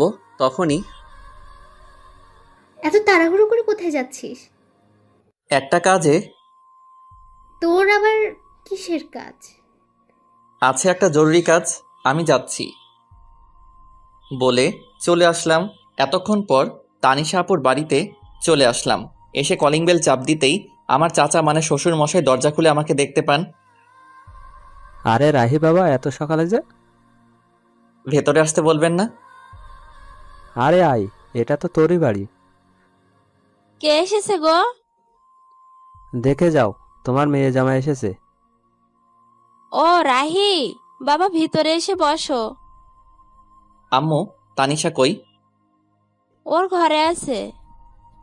আচ্ছা। আমি আর এক মুহূর্তে এখানে না দাঁড়িয়ে আপুর রুমে চলে এলাম। এসে দেখি মহারানী মন খারাপ করে শুয়ে আছে। আমি একটু আওয়াজ করলাম, দেখলাম কোনো সারা শব্দ নেই। আপনার কি মন খারাপ? দেখি আমার কথা শুনে আমার দিকে তাকালো, কিন্তু ওকে দেখে মনটা খারাপ হয়ে গেল। মহারানী শুয়ে শুয়ে কান্না করছিল। তুই এখানে এসেছিস কেন? কেন, আমার শ্বশুর বাড়িকে আমি আসতে পারি না? না, আসবি না, চলে যা এখান থেকে। কিন্তু আমি তো চলে যেতে আসিনি, আমি তো আপনাকে সাথে করে নিয়ে যেতে এসেছি। আমি কেন তোর সাথে যাব? আমি নিয়ে যাব তাই। আমি যাব না, তুই চলে যা এখান থেকে। আমি তো যাব না আপনি না গেলে। কেন? আমি তোর কে? আপনি আমাকে চাচাতো বউ। এসেছে বউ বউ করতে, যাব না আমি। তানিশা, বললাম তো যাব না। আমি তোমাকে অনেক ভালোবাসি, নিজের থেকে অনেক বেশি। চলো আমার সাথে। কি বললি? ভালোবাসি। কাকে? তোমাকে। প্রথম দিন কি বলেছিলাম? আমি এত কিছু জানি না, আমি জানি তুমিও আমাকে ভালোবাসো। আমার ভেবে দেখতে হবে। আচ্ছা, কিন্তু বাড়িতে চলো আমার সাথে প্লিজ। কিন্তু আব্বু তো আজকে যেতে দিবে না। সেটা আমি দেখতেছি, চলো। তারপর আমি ওকে নিয়ে চলে আসতে লাগলাম। আরে তোমরা কই যাও? চাচা, বাড়ি যাব। কিন্তু এখনই তো এলে। আমাদের দরকার আছে। ওদের যেতে দাও। তারপর আমি আর তানিশা বাড়ির উদ্দেশ্যে রওনা দিলাম। আজকে এসে আজকেই চলে গেল, বুঝলাম না তুমি আটকালে না কেন? তারপর চাচি সব খুলে বললেন। এরা পারেও বটে, দেখো এখন সব ঠিক হয়ে যাবে। হুম। আমি তানিশাকে বাড়িতে নিয়ে আসলাম। বাড়িতে আসতে আম্মু বলল, কি রে, কালকে দিয়ে আসলি আবার আজকে নিয়ে আসলি? অমনিও থাকতে চাইছিল না তাই। এই জন্যই সকাল সকাল খুব জরুরি কাজ, এইটাই ছিল। আমি আর কথা না বলে তানিশাকে রুমে নিয়ে আসলাম। রুমে আসতে দেখি ও আমার দিকে রাগী লোক নিয়ে তাকিয়ে আছে। আমি ভয়ে বললাম, কি ব্যাপার, অমন করে তাকিয়ে আছেন কেন? আমি থাকতে চাইছিলাম না, তাই না? মানে না। তোর আজকে কি করে দেখ। হয়েছে আপনাদের রোমান্স করা? হঠাৎ কথা শুনে দুজনেই চমকে উঠে যাই। তুই এখানে কিছু বলবি? বলতেই তো আসছিলাম, কিন্তু তোমাদের রোমান্সের মাঝে চলে আসলাম। তেমন কিছু না। ভাইয়া, আমি কানা না, আমি তোর থেকে বেশি দেখতে পাই। কি বলবি বল। আমায় কিছু টাকা দে তো। কত লাগবে? 500। আব্বুর কাছে থেকে নে। না, তুই দে, আব্বু বকা দিবে। পরে এসে নিয়ে যাস। ওকে, তোরা রোমান্স চালিয়ে যা। তোকে আজকে। চুটকি দৌড়ে চলে যায়। তানিশার দিকে তাকিয়ে দেখি লজ্জায় লাল হয়ে আছে। চুটকি কোথায় এত লজ্জা পাবে জানতাম না, তবে এখন আরো বেশি কিউট লাগছে। রাতে খাবার খেয়ে আমি খেতা বালিশ নিয়ে নিচে শুতে যাব, তখন এই, তুই বিছানায় ঘুমা। আর আপনি? আমি বিছানায় ঘুমাবো। মানে আপনি আমার সাথে ঘুমাবেন? বেশি খুশি হইস না, মাঝখানে এই বালিশ থাকবে, বালিশের এই পাশে একদম আসবি না। না হলে? তোর খবর আছে। বেডি কয় কি, বউয়ের কাছে নাকি যেতে পারবো না? কি কপাল আমার। কিছু বলছিস? না। এখন ভালো ছেলের মতো ঘুমা। আমিও ঘুমিয়ে পড়ি। মাঝরাতে হঠাৎ ঘুম ভেঙে যায়। উঠতে যাব, তখনই ভারী কিছু অনুভব করলাম। তাকিয়ে দেখি আমার বুকের উপর শুয়ে আছে আপু। আমার অনেক ভালো লাগছিল, ইচ্ছে হয়েছিল সারা জীবন এভাবে ডাকতে। আমি আর উঠলাম না, যদি ওর ঘুম ভেঙে যায়। এভাবে বুকের উপর আপুকে জড়িয়ে ধরে আমিও ঘুমিয়ে পড়লাম। সকালে আমার আগেই আপুর ঘুম ভেঙে যায়, দেখে আমি ওকে, ও আমাকে জড়িয়ে ধরে আছি। ও ওঠার চেষ্টা করতেই আমি আরো জোরে জড়িয়ে ধরি। এমনভাবে জড়িয়ে ধরে শুয়ে আছি আপু যেন বুঝতে পারে আমি ঘুমের ঘোরে জড়িয়ে আছি। যখন আমার থেকে নিজেকে ছাড়িয়ে নিতে পারছে না তখন আমাকে ডাকতে থাকে। রাহি, ওই আমি চুপ। ওঠ আর ছাড় আমাকে। ও সরি। ওকে ছেড়ে এমন ভাব করলাম যেন আমি কিছুই জানি না, আমি বুঝতে পারি নাই। ঠিক আছে। মনে মনে আমি হাসছিলাম। মাইয়া দেখি একটু একটু করে লাইনে আসছে। পরের দিন আমার আব্বু আম্মু আর চুটকি আমাদের এক আত্মীয়ের বাড়িতে যায় 2 দিনের জন্য। আম্মু যাওয়ার সময় বলে গেল যেন ওনার বৌমার খেয়াল রাখি আর ঝগড়া যেন না করি। মুই আর কি কইতাম, আমি তো এখন অবুঝ বাচ্চা। দুপুর হয়েছে, খুব খিদা লাগছে। তানিশা কই গেল? তানিশা আপু, বল। দুপুর হয়ে গেল তো, কিছু কি রান্না করছেন? খুব ক্ষুধা লাগছে। আমি তো রান্না করতে পারি না। কি মজা করছেন আমার সাথে? মজা কেন করব, আমি সত্যিই রান্না করতে পারি না। খাইতে পারেন? মানে? কিছু না। হারামজাদি কয় কি রান্না করতে পারে না, শুধু গিলতে পারে? মেয়ে হয়ে এখনো রান্না করতে শিখেননি? আম্মু কখনো রান্না করতে দেয়নি। মেয়ে মানুষ যখন হয়েছেন একটু তো রান্না করা শিখতে পারতেন। রান্না করতে পারেন না? বিয়ে করে বরকে কি করে খাওয়াতেন? এখন কি হবে আমার? বিয়ে তবে করলি কেন? শখে করি নাই, জোর করে করাইছে। যত সব। খিদের জ্বালায় কী সব বলেছি। খিদে লাগলে মাথা ঠিক থাকে না। আমি গিয়ে হোটেল থেকে খাবার এনে খেয়ে নেই। পরে মনে হলো তানিশাও কিছু খাই নাই, তাই খাবারগুলো নিয়ে ঘরে গেলাম। এই নেন, খাবারগুলো খেয়ে নেন। আমার মাথা ব্যথা করছে, আমি নিচে ঘুমাচ্ছি, আপনি খাবার খেয়ে নিয়েন। তারপর আমি গিয়ে ড্রয়িং রুমে ঘুমিয়ে পড়লাম। ঘুম ভাঙলে দেখি সন্ধ্যা নামবে। তানিশাকে ডাকতে রুমে যাই, গিয়ে দেখি খাবারগুলো যেমন রেখেছিলাম তেমনই আছে। তানিশা গেল কোথায়? সারা বাড়ি খুঁজে পেলাম না, তাই ছাদে গেলাম। গিয়ে দেখি মহারানী ছাদে দাঁড়িয়ে আছে। আমি গিয়ে ডাক দিতেই চোখ মুছে আমার দিকে তাকালো। বুঝলাম আমার কথায় অনেক কষ্ট পেয়েছে। খিদের জ্বালায় তখন আমার মাথা ঠিক ছিল না। আমার হয়তো এমনভাবে বলা ঠিক হয় নাই। এখনো খাবার খান নাই কেন? এমনি ভালো লাগছিল না। সরি, আমি আপনাকে সেভাবে বলতে চাইনি, প্লিজ আমাকে মাফ করে দিয়েন। না, সরি কেন বলছিস? তুই তো ঠিকই বলছিস। না, আমি ঠিক বলিনি। সরি, আমার উপর রাগ করে থাকবেন না। আচ্ছা, রাগ করে নাই। সত্যি? সত্যি। তাহলে চলুন, এখন খাবেন। এখন? সারাদিন তো কিছুই খান নাই। তারপর আমি ওকে জোর করে এনে খাওয়ার জন্য বসিয়ে দিলাম। ও খাচ্ছিল, আমি চেয়ে চেয়ে দেখছিলাম। কি ব্যাপার, এমন করে আমার খাওয়া কি দেখছিস? কই না তো। আমি দেখছি তুই আমার খাওয়া দেখছিলি। দেখছি তো, কি হয়েছে? কেন, আমার নজর লাগবে না বুঝি? আমি আমার বউয়ের খাওয়া দেখছি, তাতে আপনার কি? কে তোর বউ? কেন কি বললি? কে তোর বউ? আপনি খান, আমি আসছি। এখন আবার কই যাস? রাতের খাবার আনতে। আপনি তো আর রান্না করতে পারবেন না। পরের দিন এভাবেই চলে গেল। তার পরের দিন বাড়িতে সবাই এলো। এইদিকে মনে মনে আমি একটা প্ল্যান করতে থাকি। পরের দিন সকালে ঘুম থেকে উঠে দেখি তানিশা আমাকে আজকেও জড়িয়ে ধরে আছে।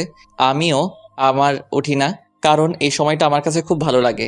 সারা দিনে ওর এতটাই কাছে আসতে পারি, এটাই আমার জীবনের অনেক কিছু। সারা জীবন আমি ওকে আমার বুকের মধ্যে জায়গা দিতে চাই, যেন কখনো সে হারিয়ে না যায়। আজকে তানিশা ওর ফ্রেন্ডদের সাথে দেখা করতে গেছে। দূর, কিছু ভালো লাগছে না। এর মাঝে আমার ফোনটা বেজে উঠল। ফোন হাতে নিয়ে দেখি এক বড় ভাইয়ের ফোন। ফোন রিসিভ করলাম। রাহি বলছো? হ্যাঁ ফয়সাল ভাই, বলেন। তুই চাকরির কথা বলেছিস না? ভাই, বলেছিলাম। আমার এক আঙ্কেলের অফিসে তোর চাকরির ব্যবস্থা করেছি, তুই এই ঠিকানায় আয়। ভাই, আমি আসছি। ফয়সাল ভাইয়ের দেওয়ার ঠিকানায় আমি চলে গেলাম। তারপর ওনার সাথে দেখা করলাম, কাজ হয়ে গেল। আমিও চলে আসি। রাস্তা দিয়ে হাঁটছিলাম, হঠাৎ তানিশার মতো কাউকে দেখতে পেলাম। একটু এগিয়ে গিয়ে দেখি ও রাস্তায় অন্য পাশে আর ও ফ্রেন্ড অন্য পাশে। তানিশার সাথে একটা ছেলে আছে।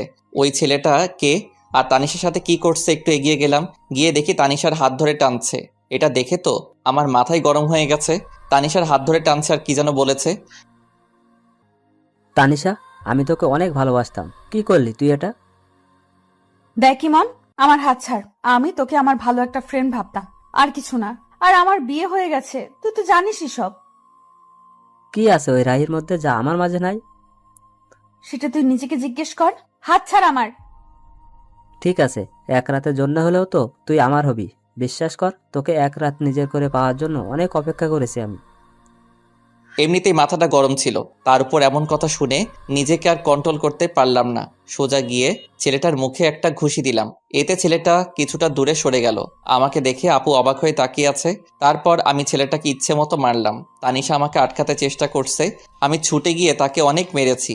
আমার তানিশাকে স্পর্শ করেছে, আজকে মেরেই ফেলবো। এমন সময় আশেপাশে মানুষ জড়ো হয়ে যায়। আমি তানিশার হাত ধরে বাড়িতে নিয়ে আসি। তানিশার উপর প্রচুর রাগ হচ্ছে, কিন্তু কিছু বললাম না। তানিশাও বুঝতে পারছে আমি অনেক রেগে, আমি তাই আর কিছু বললাম না। রাতে আম্মু খাবার খাওয়ার জন্য ডাকছে, আমি খাবো না বলে দিছি। তানিশাও একবার ডাকলো খাবার জন্য, আমি না করে দিছি। তুই কি আমার উপর রাগ করে আছিস? বল না। আমি তোকে কিছু জিজ্ঞেস করেছি। কি জানতে চান? আমি রেগে আছি কিনা? হ্যাঁ, আমি রেগেই আছি। আমার বউয়ের হাত ধরে টানাটানি করবে, আজে বাজে কথা বলবে, রাগ হবে না তো কি হবে? কেন গিয়েছিলে তাদের সাথে দেখা করতে? সরি, আমার ভুল হয়ে গেছে, রাগ করিস না। আমি জানতাম না এমন হবে। আপনি আরো অনেক কিছুই জানেন না। কি? কিছু না। তাহলে রেগে থাকিস না প্লিজ। আমার দিকে তাকিয়ে একটু হাসি দে। আমি আর কি রাগ করে থাকবো? ওর মায়াবী চেহারা দেখলেই সবকিছু ভুলে যাই। ভালোবাসা মানুষের উপর, আর যাই হোক, রাগ করে থাকা যায় না। তারপর একটা হাসি দিলাম। এই তো গুড বয়। অনেকদিন ফেসবুকে ঢোকা হয় না, তাই একটু ফেসবুকে ঢুকলাম। সময় কাটছিল না, তাই ভাবলাম 3-4টা মেয়ের সাথে চ্যাটিং করলে 2-3 ঘন্টা এমনি কেটে যাবে। তাই আমি ফেসবুকে চ্যাটিং করছিলাম। কখন যে আমার পাশে তানিশা এসে বসে আছে আমার খেয়ালই করি নাই। দেখলাম আমার চ্যাটিংও মনোযোগ দিয়ে দেখছে আর রাগে ফুলছে। মনে মনে ভাবলাম আজকে আমাকে কে বাঁচাবে, কিন্তু না, আমার সাথে কিছুই হলো না। আমার বদলে আমার শখের মোবাইলটা শহীদ হইল। আমার হাত থেকে ফোনটা নিয়ে ফ্লোরে আছাড় মারে। এতে করে আমার ফোনের বডি, কলিজা, হার্টবিট সব আলাদা হয়ে যায়। বেচারা আমার জন্য বিনা আন্দোলনে শহীদ হইল। আমার এত শখের মোবাইলটা হারামজাদি ভেঙে ফেললো। পরের দিন আমার অফিসে জয়নিং ডেট ছিল। সকালে ঘুম থেকে উঠে আমি জরুরি কাগজপত্র নিয়ে বেরিয়ে পড়লাম। রাহি, কোথায় যাস? আম্মু, আজকে একটা চাকরির ইন্টারভিউ আছে। ওকে, ভালো করে ইন্টারভিউ দিস। ওকে আম্মু। আম্মু কাছ থেকে বিদায় নিয়ে অফিসে এসে বসে আছি। এক পিয়ন এসে আমাকে ডাক দিল। মিস্টার রাহি, স্যার আপনাকে ভেতরে ডাকছেন। আমি ভিতরে যাই। May I come in sir? Yes come in. তুমি রাহি, তাই না? জি স্যার। কাল আমাকে ফয়সাল সব বলেছিল তোমার কথা। তোমার ফাইলগুলো আমাকে দাও। এই নেন। মিস্টার সাব্বির, ওনাকে ওনার কেবিন দেখিয়ে দিন। ওনার পিয়ন কে বললেন? আসুন আমার সাথে। চলুন। উনি আমাকে কেবিন দেখিয়ে চলে গেল। আমি কিছুক্ষণ বসেছিলাম, তারপর স্যার ডাকলো। স্যার, আমার চাকরি হয়ে যাবে তো? আরে তোমার চাকরি তো কালকেই হয়ে গেছে। আমি শুধু তোমার ফাইলগুলো একটু দেখছিলাম। সত্যি স্যার? এবার বলো, তোমার স্যালারি কত দিলে চলবে? আমি কি বলবো স্যার, আপনি বলেন। 30,000 হলে চলবে? আপনি যা ভালো বোঝেন স্যার। ফয়সাল আমার ছেলের মতো, তাই তুমি কোনো চিন্তা করো না। আজ থেকে তুমি এই কোম্পানির ম্যানেজার, ওকে? ধন্যবাদ স্যার। তারপর আমি অফিস থেকে চলে আসি। আজকে আমার অনেক খুশি লাগছে। হঠাৎ মনে পড়ল আজকে তো তানিশার জন্মদিন, ওকে আজকে সারপ্রাইজ দিতে হবে। বাড়ি আসার সময় সব জিনিসপত্র নিয়ে এলাম, আর সবার জন্য মিষ্টিও নিয়ে এলাম। আম্মু দরজা খুলে দিতেই আম্মুকে মিষ্টি খাওয়ালাম। মিষ্টি কি জন্য? আম্মু, আমার নতুন চাকরি হয়ে গেছে। এটা তো খুব ভালো কথা, তোর আব্বু শুনলে অনেক খুশি হবে। আম্মু, চুটকি কই? কি ব্যাপার, আজকে তানিশাকে না খুঁজে তাসনিয়াকে? আম্মু তুমি না? ওর ঘরে আছে। আমি গিয়ে চুটকির সাথে দেখা করলাম, তারপর রুমে চলে এলাম। তানিশাকে বললাম আমার সাথে একটু আসতে। কোথায় যাব? আমার সাথে চলুন না। তারপর আমি ওকে ছাদে নিয়ে গেলাম। ছাদে যাওয়ার আগেই আমি ওর চোখ বন্ধ করে নিলাম। কি করিস? চুপ। আমি ছাদে নিয়ে গিয়ে চোখ ছেড়ে দেই। তানিশা চোখ খুলে অবাক হয়ে যায়। ছাদের মধ্যে মোমবাতি দিয়ে লেখা happy birthday to you Tanisha. আমি ওর সামনে হাঁটু গেড়ে বসে বললাম, happy birthday Tanisha. Thank you so much. I love you Tanisha, I really love you. এই বলে আমি তানিশার হাতে আংটি পরিয়ে দেই, কিন্তু এর মধ্যে তানিশার কোনো রিয়াকশন নেই। আমি অবাক হয়ে যাই। কিছু বলছো না যে?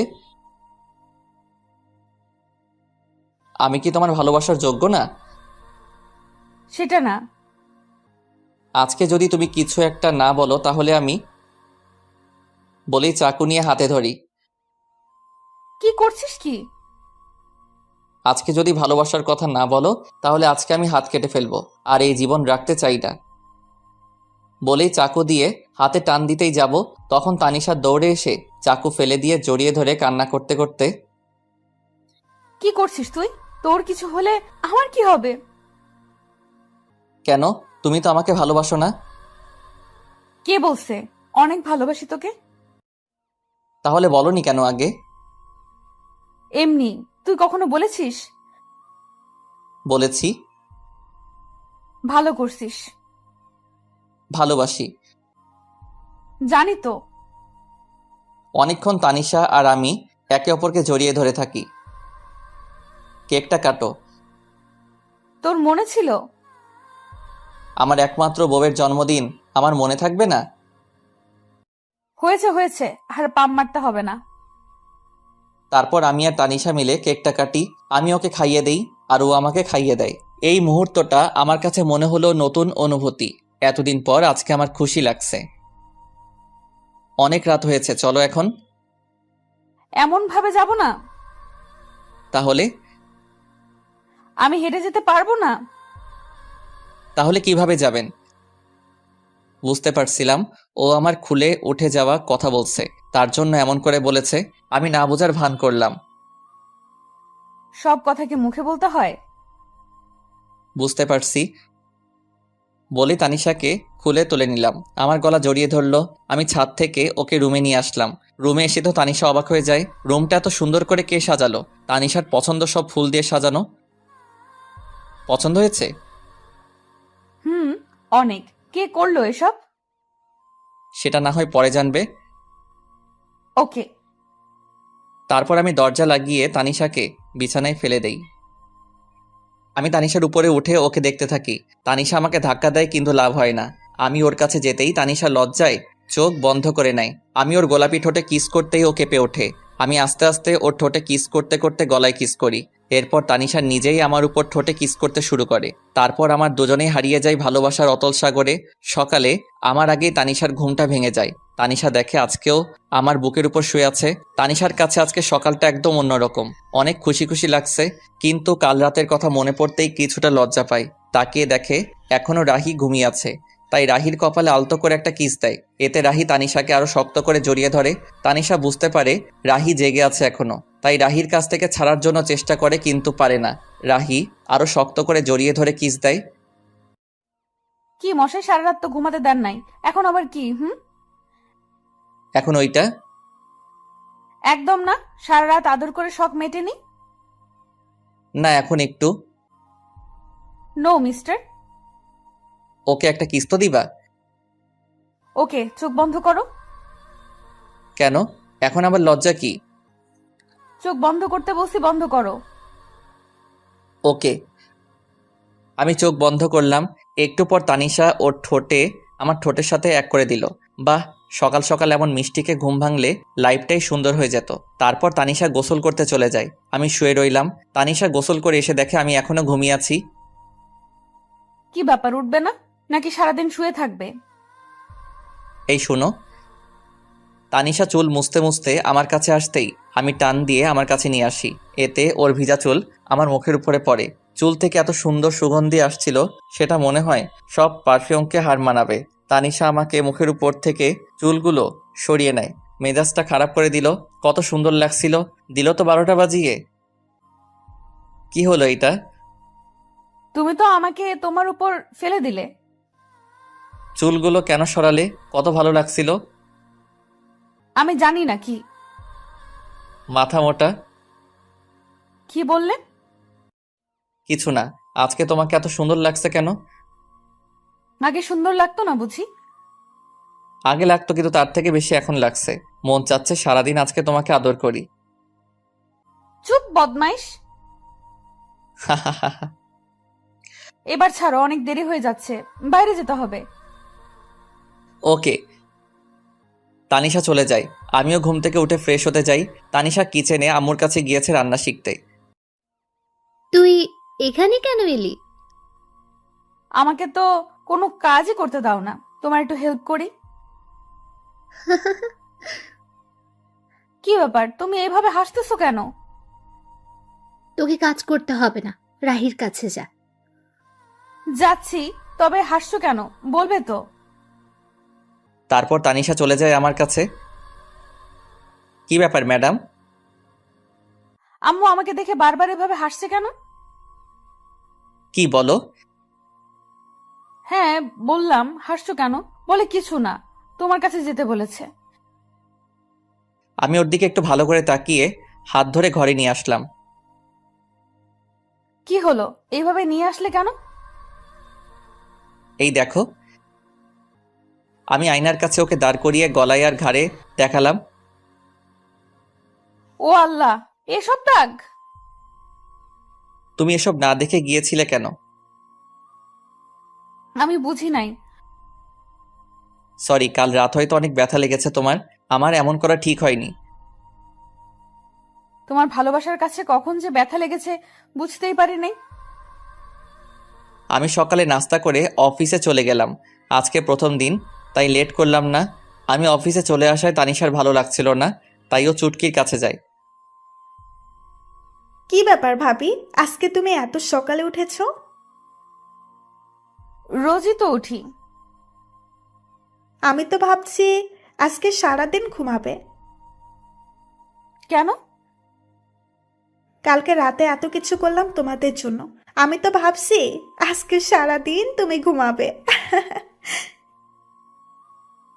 কি তার মানে তুই ঘরটা সাজাইছিলি? জি, আর আমি জানতাম তোমাকে ভাই সারপ্রাইজ দিবে। আগে থেকেই সব জানতি, আমাকে বললি না? শয়তান্নি। বললে ভাই আর কি হতো, আমার ভাই আমার কিউট ভাবিটাকে কত ভালোবাসে। তোরা দুই ভাই বোন আস্ত বদের হাড্ডি। আমার কিউট ভাবি। কি ব্যাপার, এত তেল মারছিস কেন? কিছু না। দুপুরের দিকে ভাবলাম তানিশাকে একটা ফোন দেই, খেয়েছে কিনা, কিন্তু পরক্ষণে মনে হলো আমার ফোন তো বিনা আন্দোলনে শহীদ হয়েছে। ফোনটা আর দেওয়া হলো না। ভাবলাম তানিশার হাতের ফোনটা নষ্ট, একটা কিনে দিতে হবে। বিকালে বাড়িতে আসার সময় তানিশার জন্য আইসক্রিম আর চুটকির জন্য চকলেট নিয়ে আসলাম। দরজায় কলিং বেল দিতেই তানিশা এসে দরজা খুলে দিল।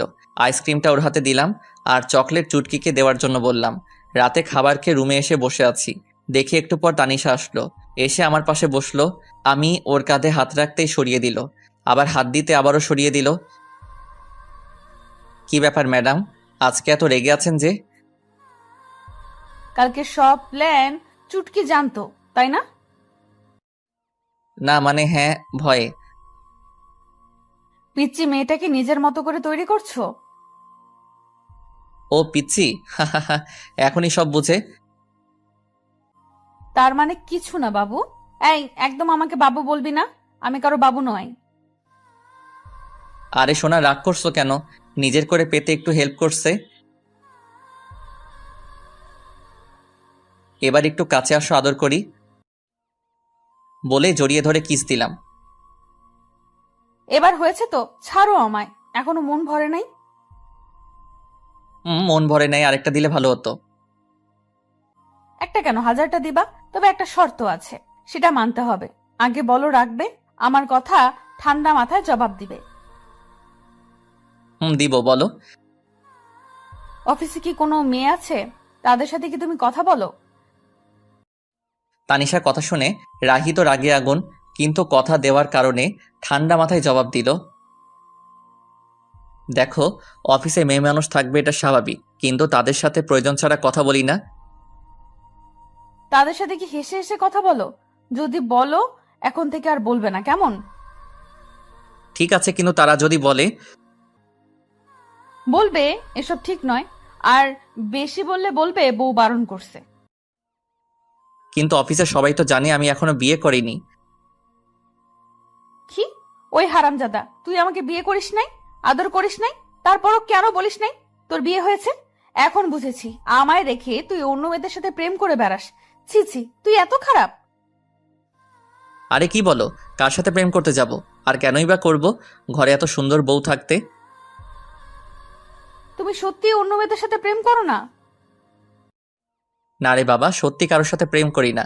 আর তুমি এতদিনে এই চিনলে আমাকে? কাল অফিসে গিয়ে সবাইকে বলে দিবে তোমার বিয়ে হয়েছে। আর যদি না বলো তাহলে তোমার সাথে কখনো কথা বলবো না, তোমাকে আদর করব না, বলে দিলাম কিন্তু। বলবো। এই তো আমার লক্ষ্মী জামাই। সকালে। এই তুমি ওঠো, সকাল হয়েছে, অফিসে যেতে হবে না? উঠছি। উঠছি মানে? তাড়াতাড়ি ওঠো, না হলে পানি ঢেলে দিব। এই যে উঠে পড়েছি, আর আমি আগেই টের পেয়েছি, কিন্তু ইচ্ছে করে উঠিনি। কেন কেন? দেখলাম আমার বউটা ঠিকঠাক কাজ করতে পারে কিনা। ভালো করেছেন জনাব। এখন গিয়ে ফ্রেশ হয়ে নিন, আমি নাস্তা রেডি করছি।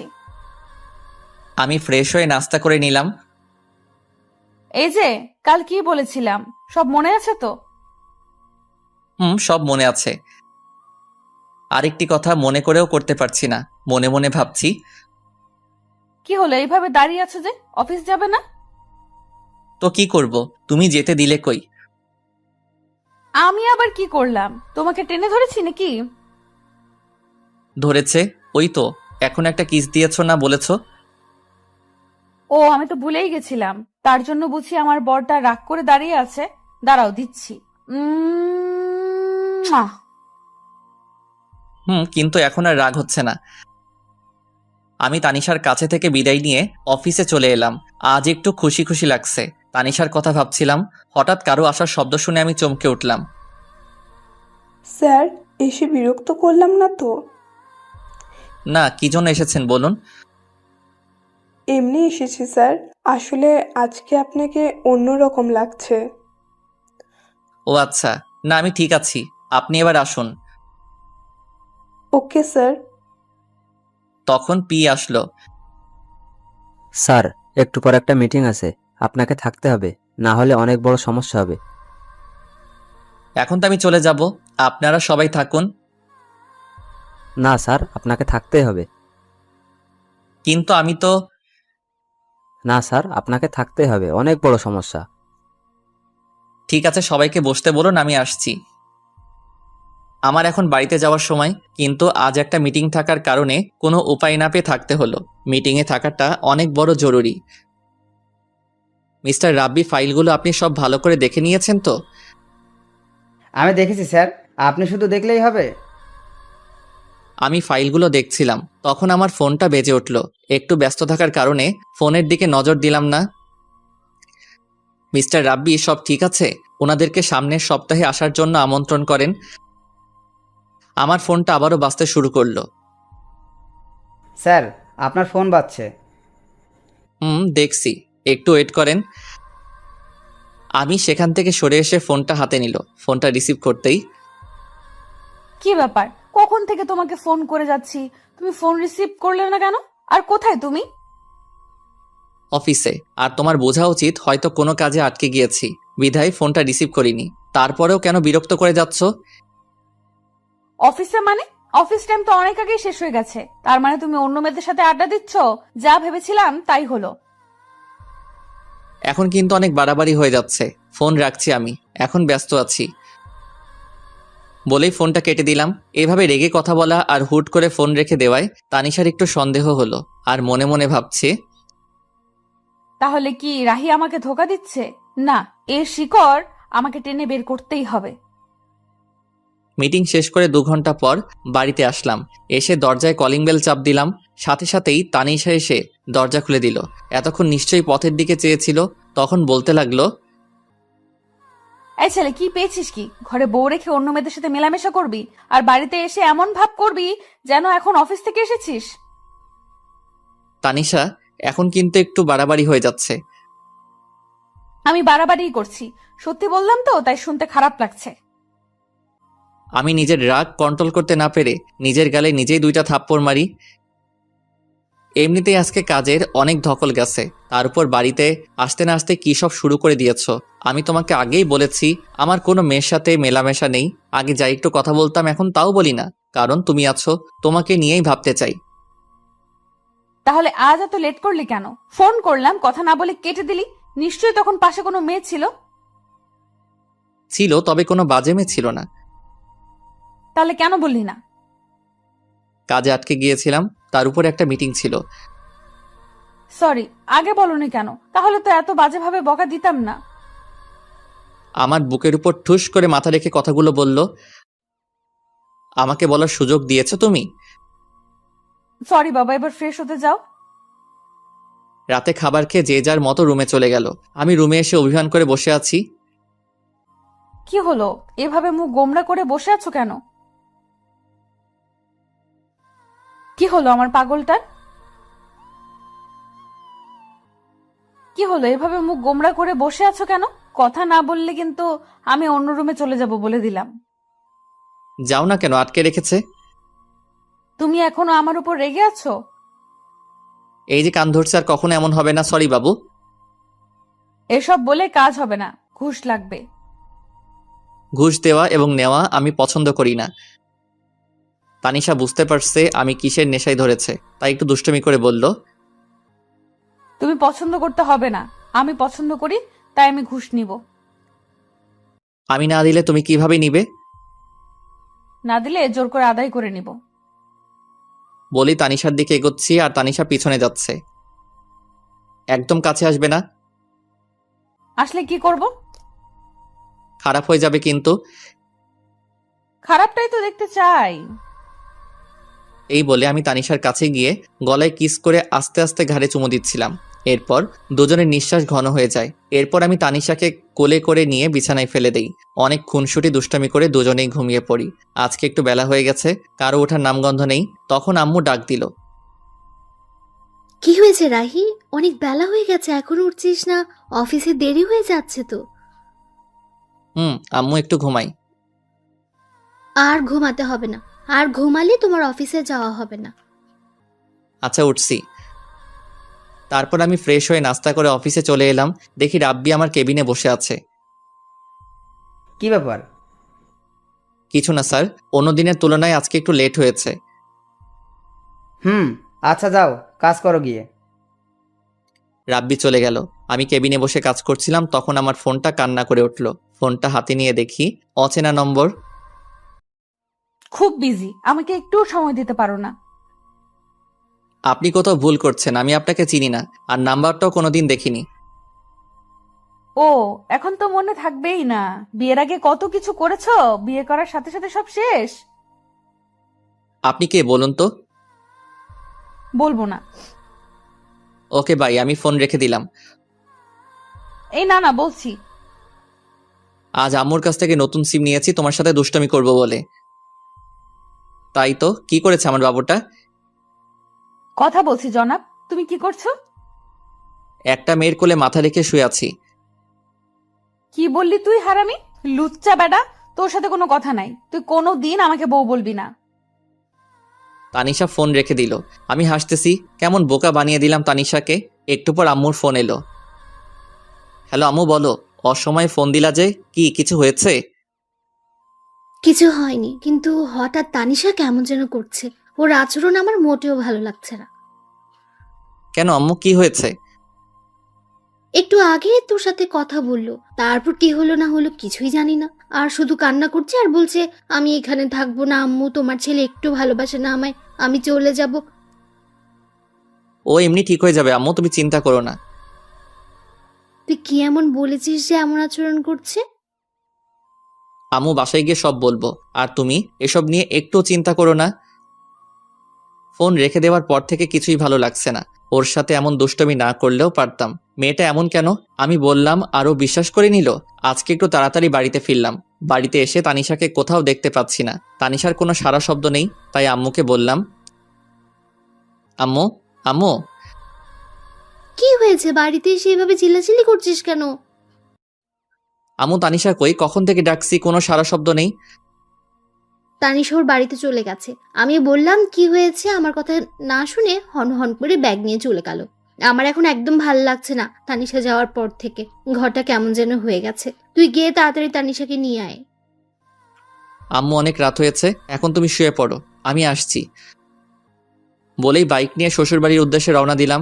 বেশি দূরের পথ না। শ্বশুরবাড়ি এসে দরজায় কলিং বেল দিতে লাগলাম। কিছুক্ষণ পর তানিশা এসে দরজা খুলে দিল। কি হয়েছে? এভাবে চিল্লাচিল্লি করছেন কেন? এটা কোনো মাছের হাট না যে এভাবে চিল্লাচিল্লি করবেন। তুমি এভাবে চলে এলে কেন? জানো না আম্মু তোমাকে ছাড়া থাকতে পারে না, সাথে আমিও। ঢং করা লাগবে না। যেখানে আমার কোনো মূল্য নেই সেখানে আমি থেকে কি করব? মানে?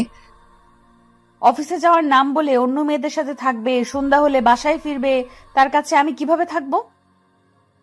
তানিশা চোখ মুখ লাল হয়ে আছে, মনে হয় অনেক কান্না করছে। কান্না করারই কথা, যে কথা বলেছি। আরে আমি তো মজা করে বলেছিলাম, আর আমি তো তখন তোমার সাথেই কথা বলছিলাম। বিশ্বাস না হলে অফিসে খোঁজ নিয়ে দেখো। আমি কোনো খোঁজ নিতে যাব না, আমার কোনো দরকার নেই। আপনি এখান থেকে চলে যান। আপনার মতো লোকের সাথে আমি সংসার করব না। বলেই মুখের উপর দরজা লাগিয়ে দিল। কি রে, তোমাদের আবার ঝগড়া হয়েছে?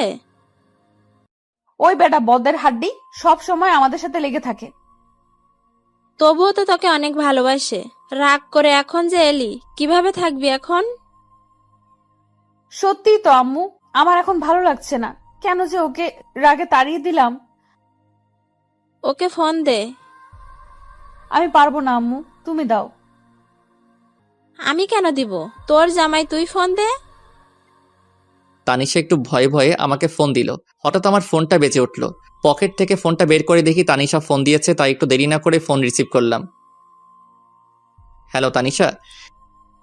কেউ যদি আমাকে ভালোবেসে থাকে তাহলে এসে নিয়ে যেতে পারে। এইটুকু বলেই ফোনটা কেটে দেয়। বুঝতে পারলাম পাগলিটার রাগ কমেছে, তাই দেরি না করে ওকে নিতে চলে এলাম। এসে দেখি ও রেডি। চাচিকে না মানে শাশুড়ি মাকে বলে নিয়ে আসলাম। রাস্তায় আমার সাথে একবারও কথা বলেনি, তাই আমি আগে বলি, সরি। তুমি এতটা রাগ করবে বুঝতে পারিনি। আমি তো এমনি মজা করে কথাটা বলেছিলাম। তুমি জানো না আমি তোমাকে কতটা ভালোবাসি। এসব বললে আমার কষ্ট হবে না? সরি, আর কখনো এমন বলবো না। এবার প্লিজ একটু হাসো। হয়েছে? এই তো আমার লক্ষ্মী বউ। বাসায় আসতে আম্মু তানিশাকে দেখে বলতে থাকে, কি রে মা, রাগ করে এভাবে এখান থেকে চলে গিয়েছিলি কেন? জানিস না তোকে ছাড়া এখন এই বাড়িটা ফাঁকা ফাঁকা লাগে? আর যাব না আম্মু, তোমার ছেলেকে বলো আমার সাথে যেন না লাগে। রাহি, তুই সবসময় আমার মেয়েটার পেছনে লেগে থাকিস কেন? তানিশা, তোর সাথে আর এমন করলে আমাকে বলবি, তখন মজা দেখাবো হারামজাদাকে। ওকে। রাতে খাবার খেয়ে ঘুমানোর সময় ঘটল বিপত্তি। তুই বিছানায় ঘুমাবি না। আজব তো, কেন? আমি বলছি তাই। সব তো ঠিক হয়ে গেল, কিন্তু এখন আমার কি? কিচ্ছু ঠিক হয়নি। আমাকে কষ্ট দেওয়ার ফল। যতদিন না আমি বলবো ততদিন তুই নিচেই ঘুমাবি। এটা কেমন কথা? ওই আমার সোনাটা, বাবুটা। না, তুই একদম এসব বলে ডাকবি না। আমি তোর কেউ না। ও বউ। কে তোর বউ? তুমি আমার কিউট সোনা বউ। আমি তোর বউ না। আমার বর তো খুব ভালো, সে আমাকে অনেক ভালোবাসে, কখনো কষ্ট দেয় না, কিন্তু তুই শুধু আমাকে কষ্ট দিস। ও বউ, ভুল হয়ে গেছে, মাফ করা যায় না? একদম চুপ, তুই আজ থেকে নিচেই ঘুমাবি। তোমার কষ্ট হবে না এতে? আমার কোনো কষ্ট হবে না। ওকে, গুড নাইট। হুম। পরের দিন সকালে ঘুম থেকে উঠে দেখি আমি বিছানায়। কি ব্যাপার, আমি এখানে কিভাবে আসলাম? আমি তো ফ্লোরে ঘুমাইছিলাম। নিশ্চয়ই বান্দর নিয়ে এনেছে। থুক্কু তানিশা। মুখের কোণে অজান্তেই হাসি ফুটে উঠল। পাগলি একটা, নিজেই নিচে ঘুমানোর কথা বলল, আবার নিজেই উপরে নিয়ে আসছে। ও বউ, চুপ। আমার সোনা বউ। সকালে উঠেই বউ বউ করছিস কেন? ও আপু, আপনার এখনো রাগ কমেনি? কি বললি? আমি তোর আপু, তাই না? এইবার তো মনে হয় আমি শেষ। না মানে চাচাতো বোন যখন বউ, তাই তো? একদম চুপ, বেয়াদব। রাগ কেন বাবু, সরি বলছি তো। রাখ তোর সরি, তোর সরির গুষ্টি মারি। তানিশার সাথে ঝগড়া করছিলাম, তখনই চুটকি এসে ডাক দিল। ভাইয়া, তোকে আর আপুকে আব্বু ডাকছে, তাড়াতাড়ি আয়। তুই যা, আসছি। তাড়াতাড়ি আয়। তারপর আমি আর তানিশা আব্বুর কাছে গেলাম। আব্বু কিছু বলবে?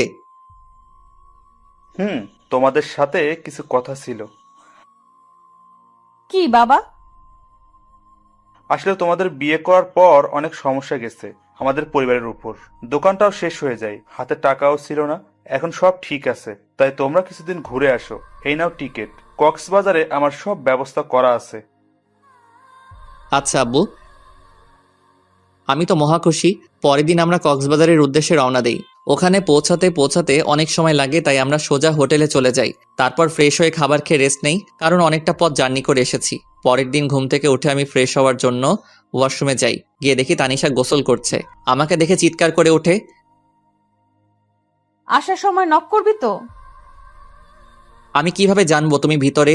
আর দরজা নক করো নাই কেন? তুই ঘুমিয়েছিলি তাই নক করি নাই। ও, বের হ এখন। কেন, আমি থাকলে প্রবলেম কি? যেতে বলছি যা। না, আমি বাথরুমের দরজাটা নক করে ওর দিকে এগিয়ে যাই। তানিশা ভয় পিছনে যেতে থাকে। আমি তানিশার অ্যাক্টিভারের কাছে যেতেও ও চোখ বন্ধ করে নেয়। তারপর আমি চলে আসি। তানিশা হাত ছেড়ে বাঁচলো। এখনো কি আমার উপর অভিমান করে আছো? প্লিজ আমার দূরে দূরে রেখো না, অনেক কষ্ট হচ্ছে আমার।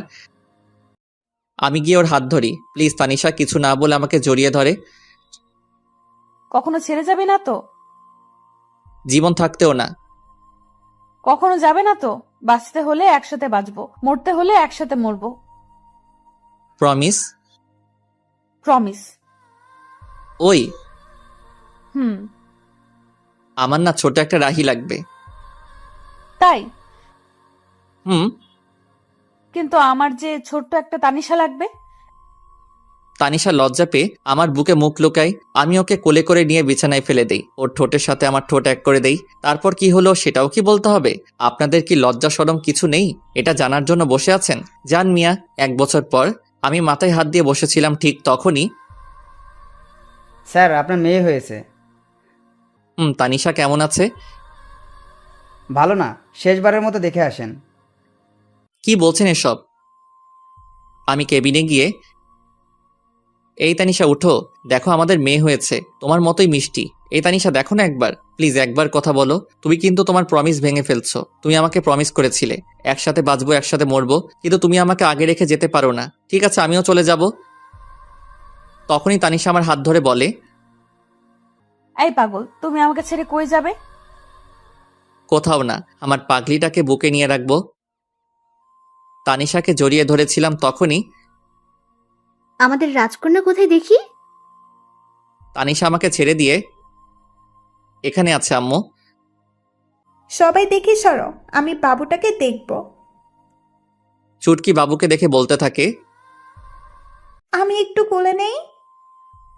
তারপর বাবুটাকে কোলে নিয়ে বলে, আপু বাবুটা একদম দেখতে তোমার মতো কিউট হয়েছে। ওকে আমার কাছে দে, ও আমার মেয়ে। তোর মেয়ে? আমি কি খেয়ে ফেলছি নাকি? এই কথা শুনে সবাই হেসে উঠল। তারপর আমার মিষ্টি মেয়েকে নিয়ে সবাই আনন্দ করলো। সন্ধ্যার সময় আম্মু আব্বু তোমরা বাসায় চলে যাও, আমি তানিশার কাছে আছি।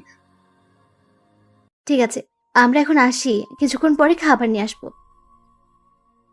আচ্ছা। তখন তানিশা বলল, রাহি এদিকে এসো। বলুন মহারানী। এখানে এসে বসো। তাহলে তোমার মিষ্টিটা দাও। দেখছে তো? কে দেখছে? তোমার পাঠক পাঠিকা। এই যে পাঠক পাঠিকা ভাই বোন, আর কতদূর যাবেন? এখন আমাদের প্রেম করতে দেন। ভুল ত্রুটি হলে ক্ষমার দৃষ্টিতে দেখবেন। পুরো গল্পে আমার সাথে থাকার জন্য ধন্যবাদ। কেমন হয়েছে গল্পটি বড় করে কমেন্ট করে যাবেন। তারপরের গল্পটা দেখতে হলে অবশ্যই সঙ্গে থাকবেন।